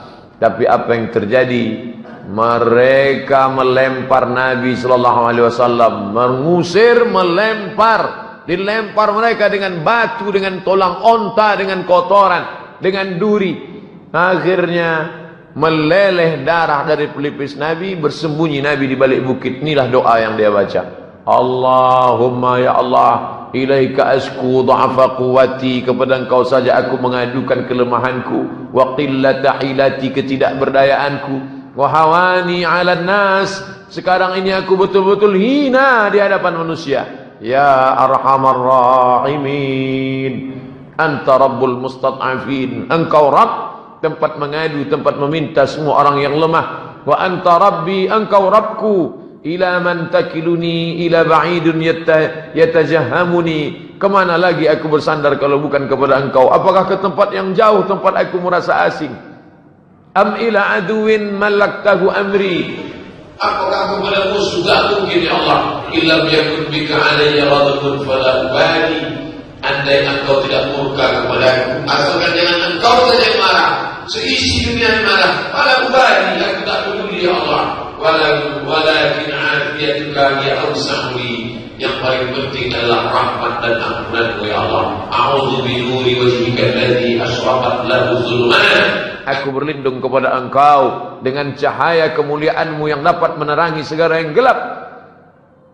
Wasalaha alaihi amrud dunya, wasalaha alaihi amrud dunya wal akhirah, min an tunzala bi ghadabuk aw yahillu alayya sahatuk, lakal utba hatta tarda, wala haula wala quwwata illa bik. Selesai doa itu dia ucapkan, datanglah malaikat penjaga segala bukit, malakul jibal. Apa kata malaikat? Ya Muhammad, tunjukkan mana bukit yang paling besar, biar kutimpakan ke suku Saqif. Darah masih menetes, doa baru selesai, datang malaikat. Mana yang paling besar ya Muhammad, biar kutimpakan kepada mereka. Apa kata Nabi? Bal arju ayyukhrijallahu min aslabihim man ya'budullaha wahdahu la yusyriku bihi syai'a. Semoga Allah mengeluarkan dari tulang sulbi mereka anak-anak yang menyembah Allah, tak mempersekutukan Allah. Bayangkan, darah sedang menetes, tiba-tiba malaikat datang. Bukit mana? Abdul Somad, bukit mana? Saya tunjuk. Itu. Nabi malah mendoakan, keluarkan dari tulang sulbi mereka. Ayahnya jahat, datuknya jahat, tapi cucunya kan tidak. Keluarkan. Doa Nabi dikabulkan Allah. Taif itu sekarang 100% muslim. Nama-nama suku yang menolak, ini daftar yang menolak semua. Nabi datang ke sini tolak, datang sini tolak, datang sini tolak. Semua ini didatangi Nabi satu-satu. Karena mereka ini masyarakatnya kesukuan. Datang kepala suku ini tolak, datang suku ini tolak.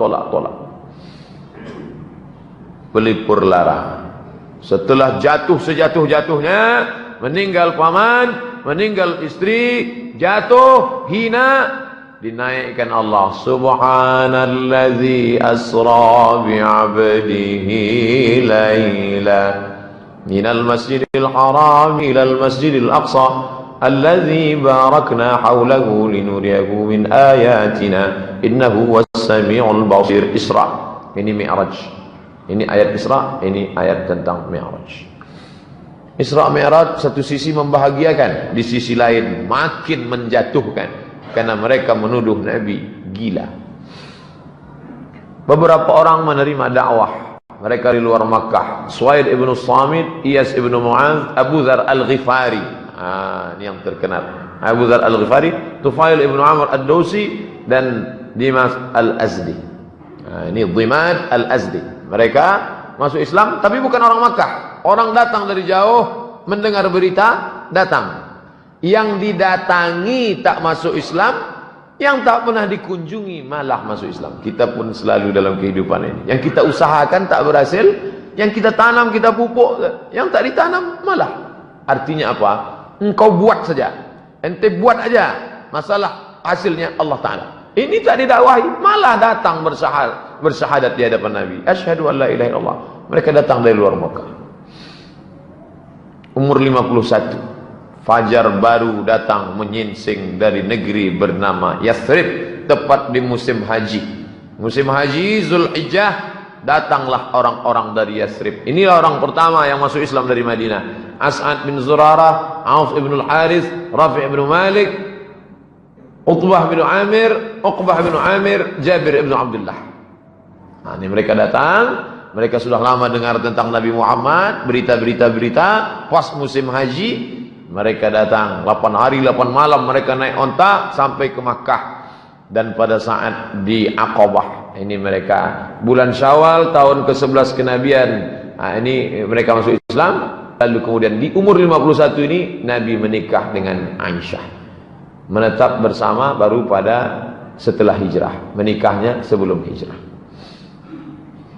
Umur 52. Umur 52 Nabi SAW ini bai'an Aqabah. Kenapa disebut dengan bai'an Aqabah? Karena terjadinya di tempat melontar Jumrah Aqabah. Musim haji tahun ke-12 kenabian. Terdiri dari 12 orang. 5 orang yang hadir di tahun yang lalu, Yang 5 tahun lalu ditambah lagi yang 7 ini. Tahun lalu ada ini, yang 5, 1 tak ikut, ditambah lagi 7. Dengan itu 12 orang. Rasulullah mengutus Mus'ab bin Umair ke Madinah. Setahun sebelum Nabi pindah, sudah diutusnya orang duluan. Namanya Mus'ab bin Umair. Mus'ab, pergi ente ke Madinah, dengan 12 orang ini, ajarkan mereka Islam. Jadi jangan bayangkan Nabi datang ke Madinah, kata orang Jawa, ujuk-ujuk. Tak ada angin, tak ada hujan, tiba-tiba datang. Dah, penuh dengan persiapan. Tahun pertama, nih. Tahun kedua, nih. Diutus. Ini bunyi teksnya. Ta'alau, sini. Bai'uni, kalian bai'an aku. Ala an tusyriku billahi syai'a. Jangan persekutukan Allah. La tasriqu, jangan mencuri. La tasnu, jangan berzina. La taqtulu auladakum, jangan bunuh anak kamu. La ta'tu bi buhtanin, jangan sebar isu-isu. Dan sampai akhir. Nah, ini larangan-larangan, jangan begini, jangan begini. Udah, ini yang disebut dengan bai'at. Sekarang banyak aliran-aliran pakai bai'at. Ente ngaji sama Ustaz Somad udah ada bai'at? Tak ada. Itu tak sah Islamnya itu. Bai'at ke guru kami. Kalau tak bai'at, besoklah aku bai'at. Tapi jangan lupa bawa mahar 500 per kepala. UUD, ujung-ujungnya duit. Bai'at itu sumpah setia. Mereka 12 orang bersumpah setia di hadapan Nabi SAW di bai'at, bai'at Aqabah. Umur 53 Nabi, bai'at Aqabah 2. Musim haji tahun ke-13 kenabian.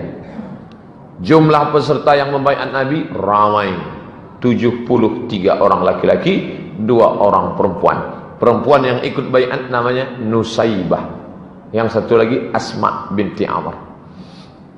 Apa isi baiatnya? Nih, ala sam'i, kami mendengar, wa ta'ah, kami patuh, fin nasyad wal kasal, dalam keadaan semangat maupun lemah, untuk menolong dalam keadaan sulit, untuk amar ma'ruf nahi mungkar. Kami akan menolong dakwahmu dalam sulit maupun senang. Kami akan amar ma'ruf nahi mungkar sampai habis.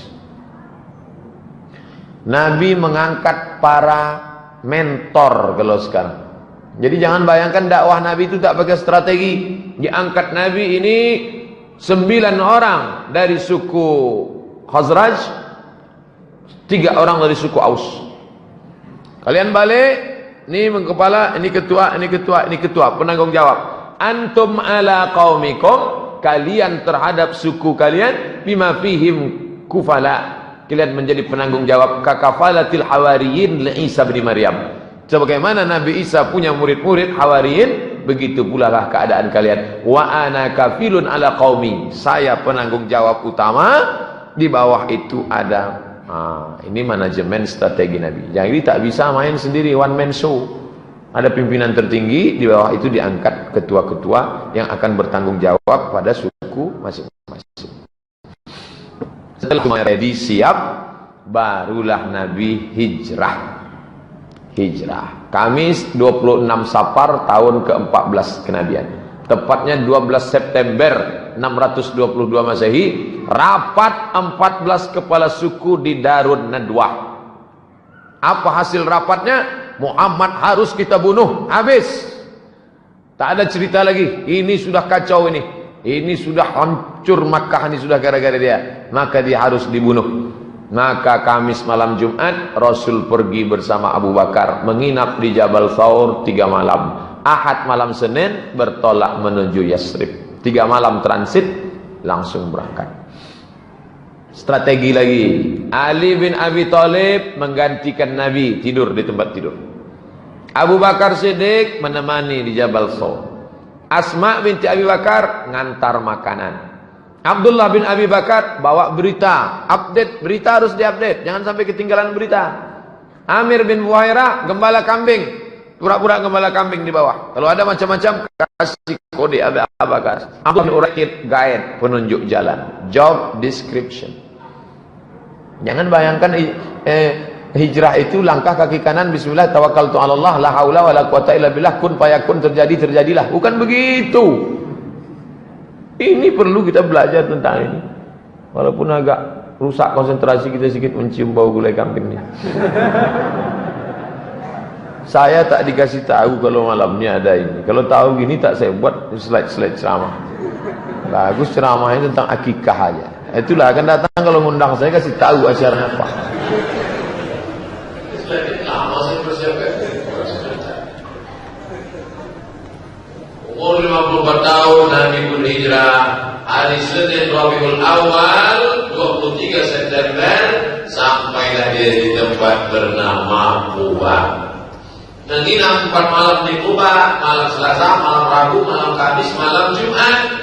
Hari Jumat bertolak ke Yathrib, sholat Jumat di kampung Bani Salim. Ini dalil boleh sholat Jumat di tanah lapang walaupun masjid ada dalam keadaan tertentu. Jumat 12 Rabiul Awal 27 September 622 sampai di Yathrib. Lahir 12 Rabiul Awal sampai di Madinah 12 Rabiul Awal. Bedanya hari Senin lahir sampai hari Jumat. Apa yang dilakukan Nabi pertama kali?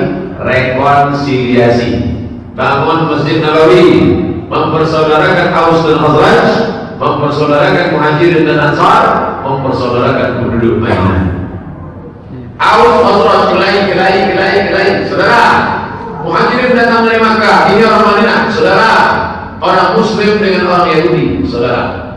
Maka lahirlah rekonsiliasi yang disebut dengan Piagam Madinah. Apa isi Piagam Madinah itu, Pak? Nih, 1 sampai 12. Jangan ditengok lama-lama, kunang-kunang. Kalau dalam melihat Piagam Jakarta, mirip Piagam Madinah, ya, kebersamaan. Jadi jangan katakan Nabi Muhammad datang ke Madinah bawa pedang, masuk Islam, ledak pancung kepalanya. Nah, bukan begitu. Nabi mengatakan, Yahudi, coba lihat, inna bainahum nasru. Orang Yahudi sama orang Islam saling tolong-menolong. Alaman haraba ahla hadhil sahifah. Siapa yang memerangi perjanjian damai ini, kita sama-sama tolong-menolong. Jangan sampai kita dirusak. Barulah karena mereka berkhianat. Mereka yang mengkhianati perjanjian ini, baru Nabi bertindak. Nabi itu bukan action, Nabi itu reaksi. Orang Islam mesti pahami ini. Jangan kita tak bisa bela Nabi kita. Nabi kalian datang usir orang Yahudi, pancurnya kepalanya. Itu terjadinya kapan? Tahun pertama Nabi pindah damai. Allah mengangkat salam. Ya agama Islam salam. Nanti belakang baru terjadi pengusiran. Perjanjian. Dimanapun asal orang pengkhianat memang hukumannya harus mati. Masalah dan solusi. Muncul masalah. Di Makkah ada masalah, ya. Pindah ke Madinah muncul masalah. Hidup di tempat masalah. Takut menghadapi masalah jangan hidup. Takut hidup mati saja. Orang-orang kafir Quraisy Makkah tetap. Sudah jauh pun tetap mereka datang memerang. Turun ayat. Coba tengok. 13 tahun selama di Makkah tak ada perang. Tidak ada ayat perang. Tak boleh. Jangan katakan Islam itu perang. 13 tahun. Mana ada perang? Tak pernah Nabi mengatakan, ayo ambil parang kita. Tidak ada. Sampai turun izin perang. Ini dia. Surat Al-Qasas 39. Uzina, diizinkan. Uzina lilladzina yuqataluna biannahum zulimu. Orang-orang yang dibunuh. Zulimu, mereka dizalimi. Uzina, diberi izin. Mereka diberi izin. Kenapa? Qutilu, karena mereka dibunuh. Zulimu, karena mereka dianiaya. Wa innallaha ala nasrihim laqadir. Allah kuasa menolong mereka. Muncul 4 pasal. 1. Kafir Quraisy Makkah adalah kafir harbi yang wajib diperangi karena mereka telah membunuh, mengusir dan mengganggu. 2. Orang Yahudi yang berkhianat dijatuhi hukuman. 3. Nasrani yang memusuhi kaum muslimin diperangi hingga mereka membayar jizyah, pajak. 4. Yahudi, Nasrani, musyrik yang masuk Islam tidak boleh diganggu. Maka muncul istilah zimmi dan harbi. Zimmi, saudara kita, tetangga kita, walaupun tak seagama. Harbi, orang yang memusuhi kita, wajib dipancung kepalanya. Ini beberapa peperangan sejak diwajibkan perang. Jihad, dakwah dengan jihad bedakan. Muncul perang 1 Ramadan. Ini tahun pertama berada di Madinah. Ini perang. Ada yang 30 orang, ada yang 60 orang, Ada yang 70 orang, ada yang 200 orang. Ini 200 mulai ramai pasukan Nabi SAW. Tahun kedua, kita mulai urut satu, tahun 2, tahun 3, tahun 4, tahun 5, tahun 6. Tahun kedua hijrah, bulan Safar, perang. Bulan Rabiul Awal, tahun kedua. Perang yang terbesar adalah perang Badar. Wah, ini tahun kedua. Tahun bulan Ramadan, Badar. Ini pelajaran apa?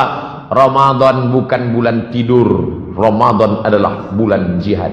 Berapa jumlah kaum muslimin? 313 sampai 319. Hasilnya 50.000 dinar, 1 dinar 4,25 gram, 1 gram emas 4,25 gram, 500 lebih kurang 2 juta. 2 juta kali 50.000 sama dengan 100 M. Tahun kedua itu kaum muslimin mendapatkan harta rampasan perang 100 miliar. Apakah perangnya itu hadiah dari Allah? Pakai strategi. Pertama, berkemah di dekat oase agar mampu menguasai persediaan air. Sahabat angkat tangan, ya Rasulullah, ya. Apa ada wahyu di mana kita berkemah? Tak ada wahyu. Kalau gitu kita kemah di sini ya Rasulullah. Supaya apa? Supaya air kita kuasai. Kita sudah menang 1-0. Nanti musuh airnya habis, kemana dia? Oh. 2, keluar dari kemah di awal waktu. Ini Nabi mengajak. Besok pagi-pagi kita keluar. Ini dan perang. Mana matahari terbit? Sana, kita berkemah di sana. Berkemah tempat matahari terbit supaya ketika matahari muncul, mata musuh silau. Sudah menang 2-0. 3, kita mesti tahu jumlah musuh itu berapa. Maka dijaga tempat air.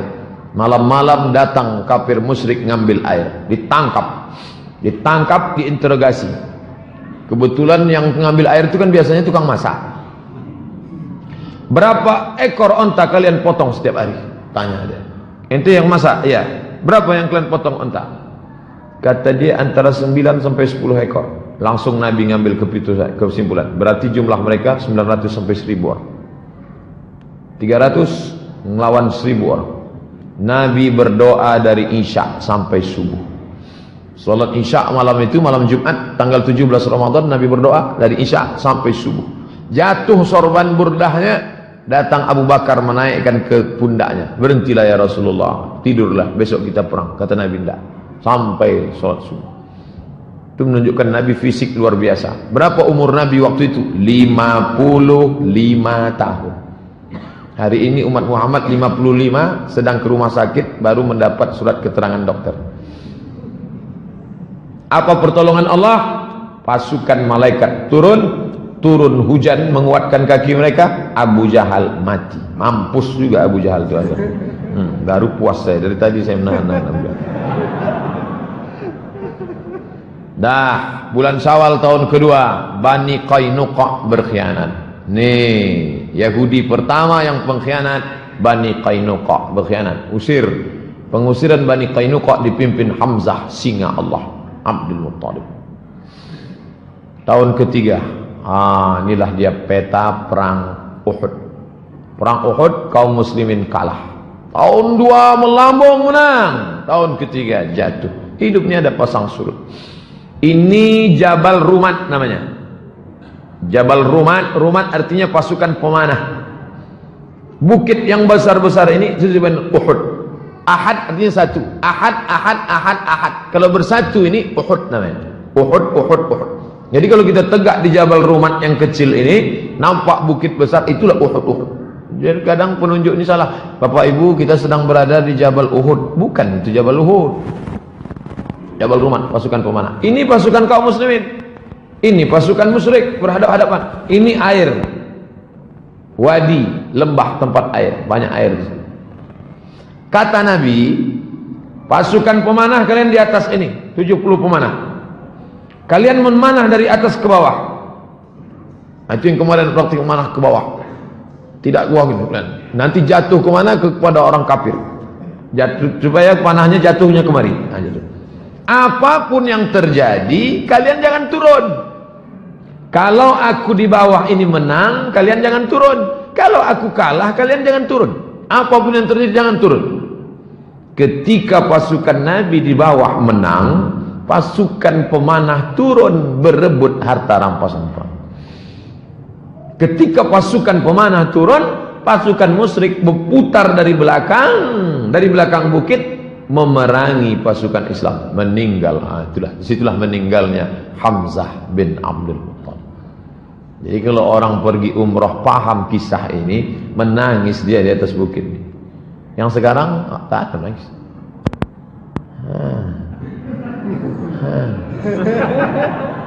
Tak paham dia cerita itu apa yang ada di situ.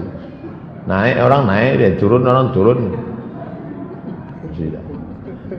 Suwarun haqiqiyah li mauqi'i ghazwati Uhud. Inilah gambar hakikat kebenaran tentang perang Uhud tahun kedua. Meninggal Hamzah bin Abdul Muttalib. Meninggal Hamzah pada peperangan ini. Setelah kafir musyrik pulang, Nabi mencari jenazah Hamzah. Karena Hamzah lah sinar pertama Islam bangkit. Dia cari makam paman, jenazah pamannya itu, dia tengok telinganya digunting, hidungnya mereka potong, mereka tusuk pakai benang, mereka jadikan buah rantai liontin, jubahnya robek, ditengok rupanya jantungnya sudah hilang, dikunyah oleh Hindun dendam kesumat. Nanti kalau Hamzah mati akan kukunyah. Menangis Nabi, meleleh air mata Nabi, maka dimakamkan di pemakaman ini, makam Sayyidus Syuhada Hamzah bin Abdul Muttalib, meninggal tahun 3. Tahun keempat, Nabi mengirim da'i. Dikirim da'i ke desa tertinggal, dikirim da'i, jatuh duka. Tahun 3 perang Uhud kalah, tahun 4 da'i dikirim, meninggal da'i yang dikirim itu dibunuh. Itulah Nabi berkunut 1 bulan, kunut nazilah. Kunut subuh sudah ada dari awal. Kata Imam Asy-Syafi'i dalam kitab dari awal kunut subuh sudah ada. Tapi ketika muncul musibah ini, disitulah Nabi menambahkan laknat dalam kunutnya. Allahumma la'an ri'al Zakwan wa Usayyah, laknat mereka ya Allah, laknat mereka ya Allah, matikan mereka ya Allah. Itu dalil boleh melaknat dalam doa kunut. Ditambah lagi Yahudi Bani Nadir berkhianat, sudah 2. Jadi tak serentak Yahudi itu berkhianat. Pengkhianatan pertama Bani Qainuqa. Tahun keempat Bani Nadir berkhianat, mereka pun terusir. Bani Qainuqa sudah, Bani Nadir sudah, tinggal 2 Yahudi lagi, Bani Quraizah dengan Bani kampung Khaybar. Tahun kelima perang Khandaq. Khandaq artinya parit. Kenapa parit? Salman punya ide, ya Rasulullah, ya kami kalau di Persia perang tuh kami kali parit, dibuat paritnya dalam, lebar, kira-kira kuda tak bisa melompat.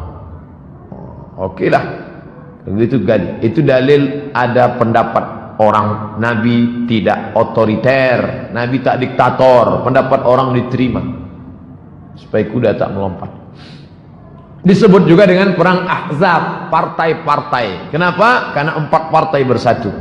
Partai Yahudi, partai kafir Quraisy, partai munafik Abdullah bin Ubay bin Salul, partai musyrik Madinah. 4 partai bergabung, aliansi partai-partai. Jadi kalau sekarang pun partai-partai beraliansi, jangan terkejut, itu cerita lama. Berkhianat Bani Quraizah, komplit pengkhianatan Yahudi. Bani Qainuqa sudah, Bani Quraizah sekarang berkhianat, terusir dari Madinah. Tahun ke-6 ini nampak berita baru. Malam itu Nabi mimpi. Dia dalam mimpi itu nampaknya bersama sahabat masuk ke Masjidil Haram ramai-ramai, mencukur rambutnya. Pagi itu dia cerita, ya ashabi, hai para sahabat, ya tadi malam aku bermimpi kita rasanya masuk ke Masjidil Haram. Apa kata sahabat? Itu pertanda kita harus ke sana ya Rasulullah. Ayo kita ke Makkah. Itu beda sahabat Nabi dengan sahabat kita. Kalau sahabat kita, tadi malam aku bermimpi seolah-olah kita menaklukkan orang kafir. Alah, mimpi Ustaz aja itu, bunga-bunga tidur aja itu Ustaz. Kita harus ke Makkah. Maka Nabi pun pergi menuju Makkah. Berapa sahabat yang dia bawa? 1.500 sahabat. Tapi gagal masuk Makkah. Kenapa? Kafir Quraisy tak memberi izin, maka muncullah apa yang disebut dengan perjanjian Hudaybiyah. Muhammad, ente belum bisa masuk, kami masih berkuasa. Kalau gitu kita janji, oke, janji. Perjanjian Hudaybiyah. Hudaybiyah nama tempat. Balik dari situ Nabi mulai berkirim surat. Ini salah satu surat Nabi. Bismillahirrahmanirrahim. Bismillahirrahmanirrahim. Min Muhammad Rasulullah. Min Muhammad Abdullah Rasulullah. Min Muhammad bin Abdullah Rasulullah. Ilah Hirqal Azimur Rum. Ila ke Hirqal Heraklius Azimur Rum, penguasa Romawi. Salamun ala man ittaba'al huda. Selamat bagi siapa yang mengikuti hidayah. Tengok, dia tak pakai assalamualaikum. Kenapa tak pakai assalamualaikum? Karena tak boleh mengucapkan salam pada orang kafir. Amma ba'du. Amma ba'du ada tetap di ujung. Amma ba'du. Nah, ini stempel. Nabi tidak tanda tangan karena dia buta huruf. Di ujung ini stempelnya tulisannya Muhammad 3 baris. Stempel Nabi tulisannya 3 baris.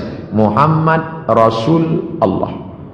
Di kelingking sebelah kanan. Muhammad Rasulullah. Langsung di stempel. Pak RW kalau mau buat besok buat. Ada surat-surat. Jumpa di lampu merah pun bisa. Ini Pak surat mana? Nah, itu menunjukkan Nabi bukan ustadz kampungan, tapi dia adalah raja bilateral, multilateral. Hubungan negara sudah dibangun. Raja-raja dia kirim, raja Romawi, raja Persia, raja Jazirah Arab, raja semua dia kirim mengajak masuk Islam. Dakwah dengan tulisan, dakwah dengan mulut sudah, dakwah dengan person sudah, dakwah dengan suku sudah, dakwah dengan tulisan. Yang nulisnya siapa? Sahabat Nabi.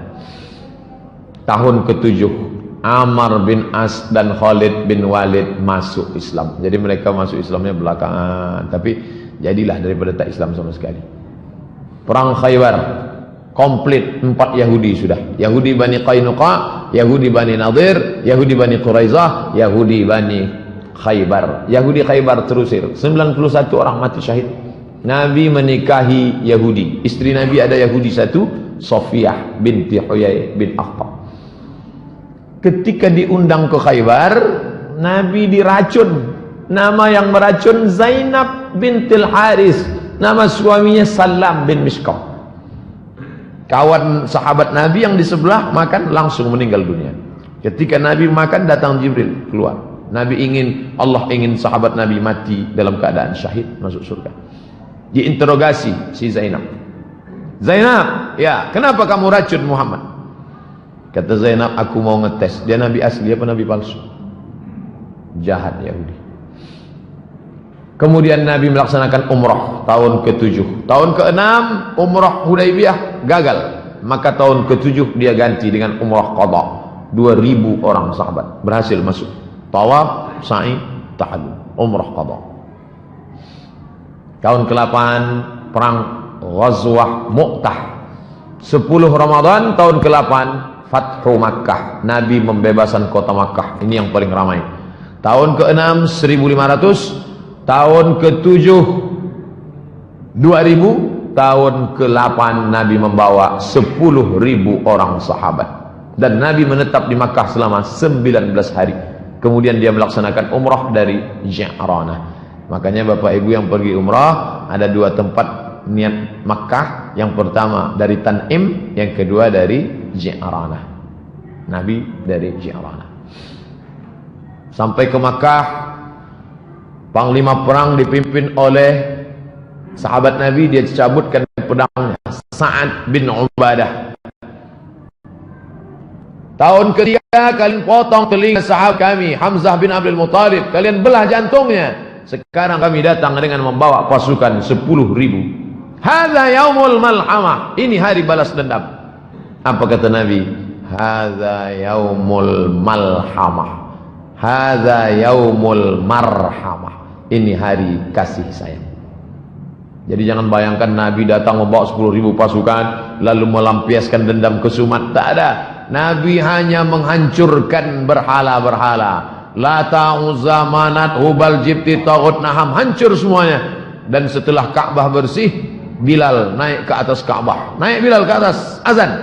Bilal yang dulu diejek, Nabi ingin menunjukkan, dulu kalian mengejek Bilal, dulu kalian menjemur Bilal. Ini dia orangnya.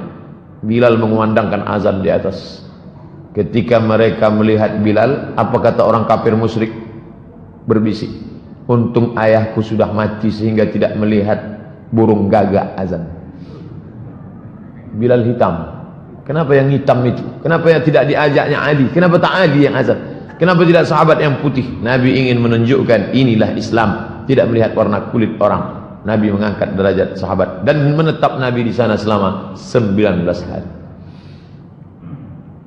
Tahun ke-10 mulai, inilah naiknya, puncak naiknya Islam. Tahun ke-8 bebas kota Makkah. Tahun ke-10 tahun utusan-utusan, 16 utusan-utusan. Ini diutus ke sini, diutus ke sini, diutus ke sini. Ali bin Abi Thalib diutus ke Najran. Karena orang sudah mulai gentar, takut. Sebagiannya beriman, sebagiannya masih bertahan. Tapi Nabi mengutus, maka disebut dengan Amul Wufud. Tahun ke-10 Haji Wada.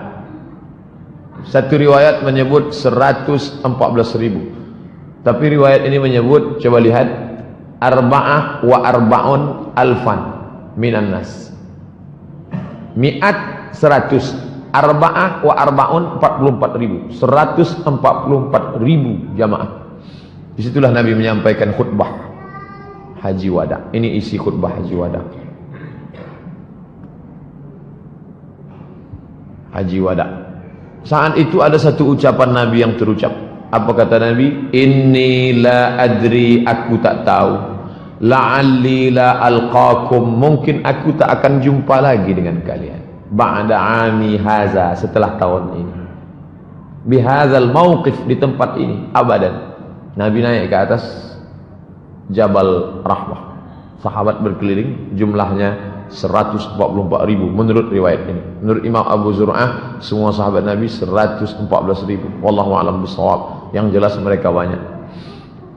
Ada ucapan Nabi yang diingat sahabat setelah meninggal. Inni la adri, aku tak tahu. La alqakum ba'da ami, mungkin kita setelah ini tak jumpa lagi. Memang betul-betul tak jumpa. Itulah haji terakhir, maka disebut dengan Haji Wada. Wada, selamat tinggal, habis. Bulan Safar tahun ke-11 Nabi pergi ke Bukit Uhud. Haji Zulhijjah, Muharram, Safar. Bulan Safar pergi dia ke Bukit Uhud. Fasalla ala syuhada, dia mendoakan yang ada di Bukit Uhud. Allahumma fir lahum warhamhum. Kal muwaddi, seperti orang mau pergi jauh. Lil ahya, pada orang yang hidup dan yang mati. Seperti selamat tinggal ya, selamat tinggal. Tsumman sarafa ilal mimbar, setelah pulang dari Bukit Uhud, dia naik ke atas mimbar. Apa kata dia? Inni faratul lakum. Naik ke atas mimbar, aku siap memberikan syafaat untuk kamu kalian. Wa ana syahid, aku nanti akan menjadi saksi. Wa inni wallahi, saat dia di atas mimbar itu, nanti bapak, ibu, adik-adik yang pergi umrah, tengok mimbar di mihrab Nabi, di sampingnya ada mimbar. Disitulah Nabi tegak. Apa kata Nabi? Wa inni, dan aku wallahi demi Allah, la anzur ila haudi, aku sekarang melihat telaga. Tak masuk akal. Dia kan sedang tegak di mimbar. Kata dia, aku sekarang sedang melihat telaga. Dia sedang berada dalam dua dimensi. Telaga padang mahsyar. Itulah yang disebut dengan telaga Muhammad. Siapa yang minum di situ tak akan haus untuk selamanya. Mudah-mudahan kita mendapatkannya insyaallah. Amin ya Allah. Wa inni u'titu mafatih khazainul ard. Aku sudah diberikan kunci-kunci segala muka bumi ini. Mafatihul ard. Wa inni wallahi ma akhafu alaikum an tusyriku ba'di. Aku tak khawatir kalian syirik. Aku tak pernah khawatir kalian syirik sesudah aku mati. Lalu yang dikhawatirkannya apa? Walakinni akhafu alaikum an tanafasu fiha. Yang aku khawatirkan adalah kalian memperebutkan dunia. Betul. Yang dia ucapkan ini bukan bohong, bukan dongeng. Kalian menguasai dunia. Islam menguasai dunia. Mana yang tak dikuasai Islam? Sekarang orang-orang Islam sudah sampai, bahkan bisa menjadi wali kota di Eropa. Orang Islam menguasai Konstantinopel, dikuasai. Nampaknya saat dia berada di situ, dia bisa melihat bahwa Konstantinopel akan dikuasai Islam, Mesir akan dikuasai Islam. Padahal saat itu belum. Aku sudah melihat kalian akan berkuasa. Aku tak takut kalian musyrik. Yang kukhawatirkan adalah kalian akan berebut dunia. Malamnya dia pergi ke Baqi, bulan Safar ini. Wa kharaja lailah, malamnya dia pergi ke Baqi, ini pemakaman Baqi. Apa kata dia? Assalamualaikum ya ahlal maqabir, liyahna lakum ma asbahtum fih. Assalamualaikum wahai penghuni kubur, semoga kalian merasakan lebih ringan daripada yang dirasakan orang lain. Fitnah-fitnah telah datang seperti sepotong malam yang gelap, yang akhirnya mengiringi yang awal, yang akhir nanti jauh lebih buruk daripada yang awal. Fitnah Abu Jahal, fitnah Abu Lahab, fitnah kafir, fitnah.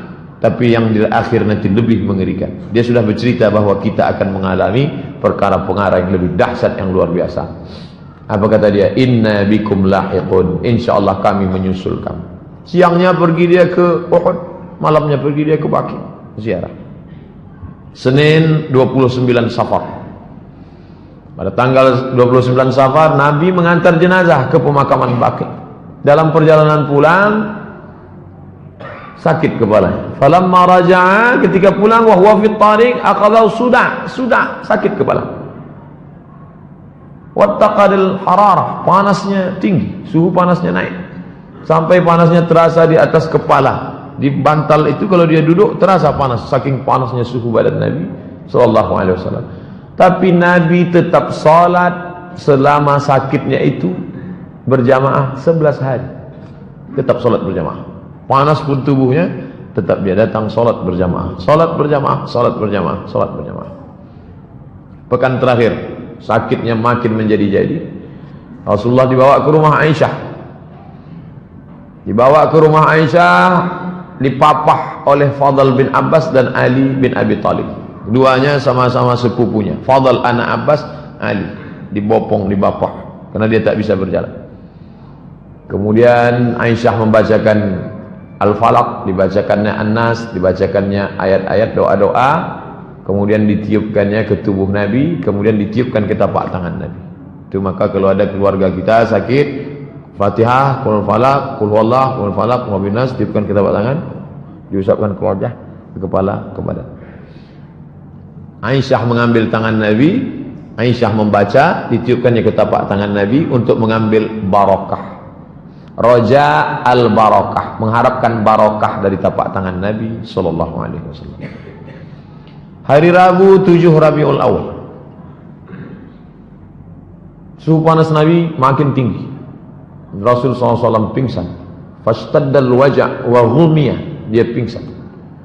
Kemudian ketika dia sadar, dia minta tolong siramkan air. Mereka siramkan 7 qirab, 7 qirbah. Tempat air waktu itu bukan ember, qirbah, kulit kambing yang dijahit diisi air. Siramkan 7 qirbah sampai turun. Kemudian dia keluar dari kamar, keluar dari kamar. Setelah merasa ringan, beliau pergi ke masjid, duduk di atas mimbar. Hari Rabu, Kamis, Jumat, Sabtu, Ahad, Senin. Inilah terakhir dia duduk di atas mimbar. Duduk dia di atas mimbar. Apa kata dia waktu di atas mimbar itu? Inilah yang dia ucapkan. Kata Nabi sallallahu alaihi wasallam, "Ayyuhan nas, wahai manusia, la'anallahu al-yahud wan nasara. La'natullahul yahud 'alal yahud wan nasara. La'natullahi 'alal yahud wan nasara." Allah melaknat Yahudi dan Nasrani. Ittakhadhu qubur anbiya'ihim masajid. Karena mereka meratakan kubur nabi-nabi mereka, dibuatkan kuil di atas. Nabi tak ingin makamnya diratakan lalu dijadikan kuil di atas, lalu sholat di atasnya, dan itu tak terwujud sampai sekarang. Adapun yang sekarang makamnya dikasih tembok, tak ada satupun orang yang sujud di atas makam Nabi. Ini dalil yang melarang, tak boleh. Lalu apa kata Nabi? La tattakhidhu qabri wasanan yu'bad. Jangan kalian jadikan kuburku menjadi berhala yang disembah. Jangan kalian jadikan kuburku menjadi berhala yang disembah. Kemudian dia masih tetap di atas mimbar, masih hari Rabu itu. Apa kata Nabi? Man kuntu jaladtu lahu zahran. Siapa yang pundaknya pernah kucambuk. Sahabat sedang duduk semua, 5 hari lagi menjelang meninggal. Man kuntu jaladtu lahu zahran. Siapa yang pundaknya pernah kucambuk, fa hadza zahri, ini pundakku. Falyastaqit minhu, silakan cambuk. Wa man kuntu syatamtu lahu irdan. Siapa yang pernah tersinggung karena cakapku, kasar cakapku, tersinggung perasaannya, waktu aku mau mencambuk kuda, mau mencambuk unta, dia ada di balik, kena pundaknya, sakit, dia tersinggung, dia mau balas. Semua sahabat dia, tak ada satu pun membalas. Balaslah, ini harga diriku, balaslah. Tak ada yang balas. Kemudian Nabi turun dari mimbar, dia salat zuhur. Kemudian setelah itu selesai salat zuhur, dia naik lagi ke atas. Kemudian ketika dia sedang duduk di atas mimbar, datang seorang laki-laki. Apa kata laki-laki itu? Inna li indaka thalatha darahim. Ya Rasulullah, engkau ada utang 3 dirham. Waktu mencambuk tak ada yang mau mencambuk, tapi masalah duit ingat mereka. Ya Rasulullah, ada utang 3 dirham. Kebetulan Fadl terus bersama Nabi, karena Fadl tempat Nabi yang umum. Nabi tak bisa berjalan. Fadl dengan Ali. Apa kata Nabi kepada Fadl? Fadl, idfa' ya Fadl. A'tihi ya Fadl. A'tihi, bayarkan Fadl. Jangan sampai di akhirat. Tengok, Nabi tak ingin mati dalam keadaan berutang. Nabi tak ingin menganiaya orang. 5 hari, Rabu, Kamis, Jumat, Sabtu, Ahad, Senin. Kamis 7 Rabiul Awal. Nabi masih memimpin solat, sakit, panas, demam, tapi masih solat maghrib berjamaah. Waktu itu ayat yang dibacanya solat Al-Mursalat. Saat solat Isya, sakit makin keras. Beliau tak dapat keluar memimpin solat Isya. Habis maghrib, pulang ke rumah. Jarak dari mimbar Nabi ke rumah Nabi 22 meter. Karena dia di kamar Aisyah. 22 meter. Isya dia tak bisa datang.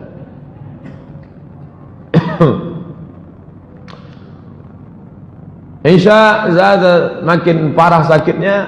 Aisyah, Nabi berkata, "Oh salat nas?"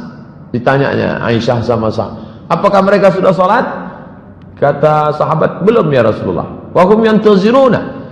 Salat Isya waktu itu sahabat tak salat Isya. Mereka menunggu engkau ya Rasulullah. Da'u lima, tolong ambilkan air. Badannya lemas, dia minta ambilkan air. Mereka bawakan air, faghtasala, mandi dia. Dia mau pergi, tapi ketika mau pergi fa'ughmiya, pingsan. Tak jadi dia salat Isya. Summa afaqa, ketika dia sudah sadar, ditanyanya, "As-sallan nas?" Sudah salat Isya mereka? Belum, mereka menunggu engkau ya Rasulullah. Mereka tak mau salat kalau tidak diimami Nabi. Wa waqa'a thaniyan wa salisan, 3 kali sampai begitu. Minta air, pingsan. Tak jadi. Sampai akhirnya inilah pertama kali Abu Bakar memimpin salat. Salat yang pertama kali dipimpin Abu Bakar adalah salat Isya. Pada hari Kamis 7 Rabiul Awal. Abu Bakar, aku nampaknya tak bisa, engkaulah salat. Tertunda lama salat Isya sampai tengah malam, maka Abu Bakarlah yang memimpin salat. Abu Bakar memimpin salat sebanyak 17 kali. Isya hari Kamis sampai subuh hari Senin. Karena Nabi meninggalnya duha menjelang zuhur. Kamis, Isya, Jumat, Sabtu, Ahad, Senin. Dihitung total 17 kali salat. Hari Sabtu 10 Rabiul Awal, Nabi mau keluar untuk salat zuhur. Tetap juga dia mau salat berjamaah. Ini salat berjamaah ini memang tak ada tawar menawar. Dari awal salat berjamaah. Padahal Abu Bakar sudah ditugaskannya, tetap juga dia datang. Falamma ra'ahu Abu Bakar, salat zuhur hari Sabtu, ketika Abu Bakar melihat Nabi datang, Abu Bakar ingin mundur ke depan. Nabi mengatakan, "Tidak, tetap engkau Abu Bakar." Lalu kemudian Nabi mengatakan, "Ajlisani ila jambih," dudukkan aku di samping Abu Bakar. Tetap dia salat dan duduk di samping Abu Bakar Siddiq. Hari Sabtu. Hari Ahad. Rabu, Kamis, Jumat, Sabtu, Ahad. Hari Ahad 11 Rabiul Awal. Hari Ahad itu semua di budak-budak hamba saya dibebas ini. Bebas. Kalian bebas. Tak lagi jadi budak hari ini, bebas. kemudian ada uang dia sittah atau sab'a dananir, 7 atau 6 atau 7 dinar, semua diberikannya ke kaum muslimin. Wa wahaba lil muslimin aslihatahu, pedang, tombak, dia berikan semua senjata-senjata dia berikan semua. Baju besinya tak dia berikan, karena baju besinya tergadai di tangan orang Yahudi. Dia meminjam 30 sok gandum, 30 kali 3 kilo, 90 kilogram gandum. Masih ada utang Nabi SAW. Yang berperang dapat 100 miliar itu, kemana hartanya? Habis dia bagikan untuk fakir miskin. Nabi tidak miskin, Nabi tidak melarat. Nabi adalah orang kaya yang dermawan dan low profile. Subuh Senin tanggal 12 Rabiul Awal, Nabi tegak, lalu dia singkapkan tirai kamar. Di sini posisi imam, di sini posisi mimbar, di situ posisi kamar Nabi. Lalu Nabi membukakan tirai. Dia tengok kaum muslimin mau salat subuh. Kasyafa satra hujra Aisyah, dia buka tirai kamar Aisyah. Dia tengok mereka mau salat subuh. Summa tabassam, senyum dia. Senyum dia melihat salat subuh. Lalu kemudian mereka menyangka Nabi akan ikut salat bersama mereka. Karena mereka melihat Nabi tegak, nampaknya Nabi akan ikut salat. Tapi kemudian rupanya Rasul memberi aba-aba dengan tangannya pertanda lanjutkan salat kalian. Dia tak bisa tegak, dia tak bisa untuk berjalan ikut salat. Lanjutkan salat. Dia salat di kamar. Lalu kemudian Rasul SAW balik menutup tirai. Subuh hari Senin Nabi tidak salat bersama sahabat, tapi dia salat di kamar Aisyah. Waktu duha Nabi memanggil Fatimah. Dia panggilnya Fatimah. Lalu kemudian dia berbisik di telinga Fatimah. Fatimah tersenyum. Bisiknya pertama, Fatimah menangis. Bisiknya Fatimah tersenyum. Aisyah bertanya, apa yang dibisikkannya Fatimah? Sarani, tadi dia berbisik. Fa akhbarani, dia katakan anni awwalu ahlihi yattabi'u. Sarani, dia berbisik pertama kali annahu yuqbadu fi waj'ihi alladhi tufiya fihi. Kata dia, ini sakitku ini tak lama lagi wahai Fatimah, dan aku akan mati. Maka menangis Fatimah. Fa bakaitu, lalu aku menangis. Summa sarani, berbisik dia yang kedua kali, dia beritahukan kepadaku awwalu ahlihi, aku adalah orang pertama yang akan menyusul dia nanti. Cakapnya itu betul. Karena 6 bulan sesudah ini Fatimah pun meninggal. Jarak antara Nabi dengan Fatimah meninggal 6 bulan. Nanti setelah ini engkau yang akan menyusul. Fadhahiktu, aku pun tersenyum. Kemudian Nabi mengatakan, Fatimah sayyidatu nisa'il alamin.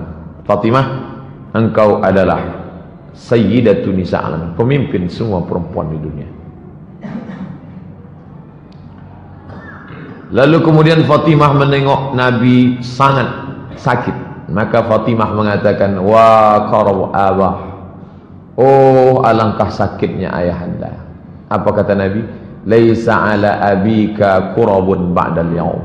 Setelah hari ini tak akan ada sakit lagi Fatimah.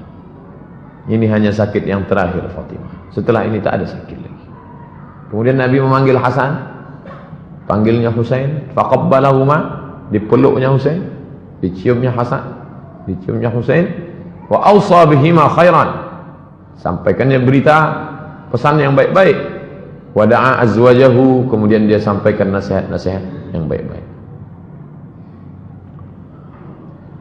Sakit Rasulullah SAW semakin parah. Lalu kemudian kata Nabi kepada Aisyah, apa kata dia? Ya Aisyah, wahai Aisyah, ma azalu ajidu alamat ta'am, terasa di dalam sakitnya makanan yang kumakan waktu di Khaybar. Ini dalil bahwa dia mati diracun. Yang meracunnya adalah Zainab, istri Salam bin Mishkam. Aisyah, aku merasakan sakitnya sampai hari ini kurasakan. Fa hadza awan, inilah masanya. Wajadtu inqita'a abhuri, aku merasakan terputusnya uratku disebabkan oleh racun itu. Terputus uratku disebabkan oleh racun itu. Lalu kemudian ditutupkan kain penutup ke wajah Nabi. Ketika dia pingsan, ditutup kain ke wajahnya. Ketika dia sadar, dibukakannya kain penutup itu. Apa yang dia katakan? La'natullah 'alal yahud wan nasara. Allah melaknat Yahudi dan Nasrani. Ittakhadhu qubur anbiya'ihim masajid. Karena mereka menjadikan kubur nabi mereka sebagai tempat ibadah. Bosan yang tak berhenti dia katakan, jangan jadikan kuburku sebagai tempat ibadah. La yabqaina dinani bi ardil Arab. Tidak akan ada dua agama di bumi Arab, hanya ada satu saja, Islam. Terus dia ulang. Apa kata dia? As-salah, as-salah. Salat, salat. Jangan lupa kalian, salat, salat. Wa ma malakat aymanukum. Budak hamba sahaya kalian. Ada perempuan, ada laki-laki, jangan kalian aniaya, jangan kalian siksa. Kalau kalian sanggup seperti yang aku lakukan, bebaskan. Karrara dzalika miraran, diulangnya beberapa kali. As-salah, as-salah. Jangan tinggalkan salat. Wa ma malakat aymanukum. Menjelang siang, lewat waktu duha, panas matahari terik, menjelang siang. Senin 12 Rabiul Awal, datang Abdurrahman bin Abu Bakar masuk ke kamar membawa siwak. Abdurrahman masuk ke kamar membawa siwak. Lalu Aisyah melihat Nabi, matanya melihat siwak yang dibawa oleh Abu Bakar. Di situ Aisyah faham bahwa Nabi ingin bersiwak. Lalu kemudian Aisyah mengambil siwak itu. Siwak ini masih baru, belum mau pakai, dilunakkannya ujungnya. Makanya Aisyah mengatakan air liur yang terakhir bertemu dengan air liur Nabi adalah air liurku. Maksud dia yang menggigit ujung itu, karena siwak kalau ujungnya kasar tak bisa dipakai nanti. Lalu Nabi memakai siwak. Sunnah, Nabi ingin bersih, badannya bersih karena dia mandi, badannya bersih karena disirami air, tapi mulut dia mau bersih semuanya, menghadap Allah SWT. Alangkah indahnya mati dalam keadaan habis gosok gigi, habis mandi, habis berwudu, bersih. Lalu kemudian aku ambilkan untukmu ya Rasulullah. Rasulullah mengangguk kepala. Lalu kemudian Rasul bersiwak. Rasul memasukkan tangannya ke dalam mangkok berisi air. Ya, ada mangkok berisi air, dimasukkannya tangannya, diusapkannya ke wajah. Apa kata dia saat itu? La ilaha illallah, inna lil mauti sakarat. Tak ada Tuhan selain Allah. Inna lil mauti sakarat. Sesungguhnya mati itu ada sakarat. Sakaratul maut yang sangat luar biasa. Inna lil mauti sakarat. Inna lil mauti sakarat. Menjelang siang Senin 12 Rabiul Awal, selesai bersiwak, Rasulullah mengangkat tangannya ke atas. Tangannya menangkat ke atas, menunjuk ke atas. Setelah dia menunjuk ke atas, matanya menatap ke atap kamar. Diangkatnya tangannya ke atas, matanya menatap ke atap kamar, lalu bibirnya bergerak. Kata Aisyah, aku melihat bibirnya bergerak. Dia mengucapkan Ma'alladzina an'amta 'alaihim an-nabiyyin siddiqin. Ma'alladzina an'amta 'alaihim, bersama dengan orang yang kau berikan nikmat, minan nabiyyin, para nabi, as-siddiqin, orang yang siddiqin, wasyuhada, orang yang mati syahid, was-salihin, orang yang saleh. Allahumma firli, ampunkan aku ya Allah, warhamni, rahmati aku ya Allah, wa alhiqni birrafiqil a'la. Ini yang diulangnya 3 kali. Allahumma rafiqul a'la, Allahumma rafiqul a'la, Allahumma rafiqul a'la. Waktu duha Senin, hari mulai mana? 12 Rabiul Awal. Allahumma salli ala Sayyidina Muhammad wa alihi. Itulah yang dapat saya sampaikan. Mudah-mudahan ada manfaatnya, bisa kita ceritakan ke anak cucu kita tentang Nabi Muhammad sallallahu alaihi wasallam. Tapi yang saya sampaikan ini belumlah seberapa. Baca buku-buku yang lain. Beli kitab Ar-Rahiq Al-Maktum, beli kitab Sirah Nabi yang ditulis oleh Ibnu Katsir, beli kitab Sirah Nabi yang tulis oleh Imam Ibnu Hisham, Ibnu Ishaq, karena kita tak akan cinta kalau tidak mengenal Nabi Muhammad. Maulid tak lain tak bukan adalah mengenalkan Nabi Muhammad sallallahu alaihi wasallam. Mohon maaf banyak sekali. Wassalamualaikum warahmatullahi wabarakatuh. على هذه النية الفاتحة. أعوذ بالله من الشيطان الرجيم. بسم الله الرحمن الرحيم. الحمد لله رب العالمين الرحمن الرحيم مالك يوم الدين إياك نعبد وإياك نستعين اهدنا الصراط المستقيم صراط الذين أنعمت عليهم غير المغضوب عليهم ولا الضالين. اللهم صل على سيدنا محمد صلاة تنجينا بها من جميع الأهوال والآفات وتقضي لنا بها جميع الحاجات وتطهرنا بها من جميع السيئات وترفعنا بها عندك على الدرجات وتبلغنا بها أقصى الغايات من جميع الخيرات في الحياة وبعد الممات إنك سميع قريب مجيب الدعوات. ربنا هب لنا من الصالحين ربنا هب لنا من لدنك ذرية طيبة. اللهم اجعلنا min ummati sayyidina Muhammad sallallahu alaihi wasallam. Jadikan sebagai umat Muhammad sallallahu alaihi wasallam. Allahumma jma' bainana wa baina nabiyika Muhammad sallallahu alaihi wasallam. Satukan kami dengan nabi kami Nabi Muhammad sallallahu alaihi wasallam. Rabbana atina fid dunya hasanah wa fil akhirati hasanah wa qina adzabannar. Wa sallallahu ala sayyidina Muhammad wa ala alihi wa sahbihi wasallam walhamdulillahi rabbil alamin. Taqabbalallahu minkum منا ومنكم تقبل يا كريم.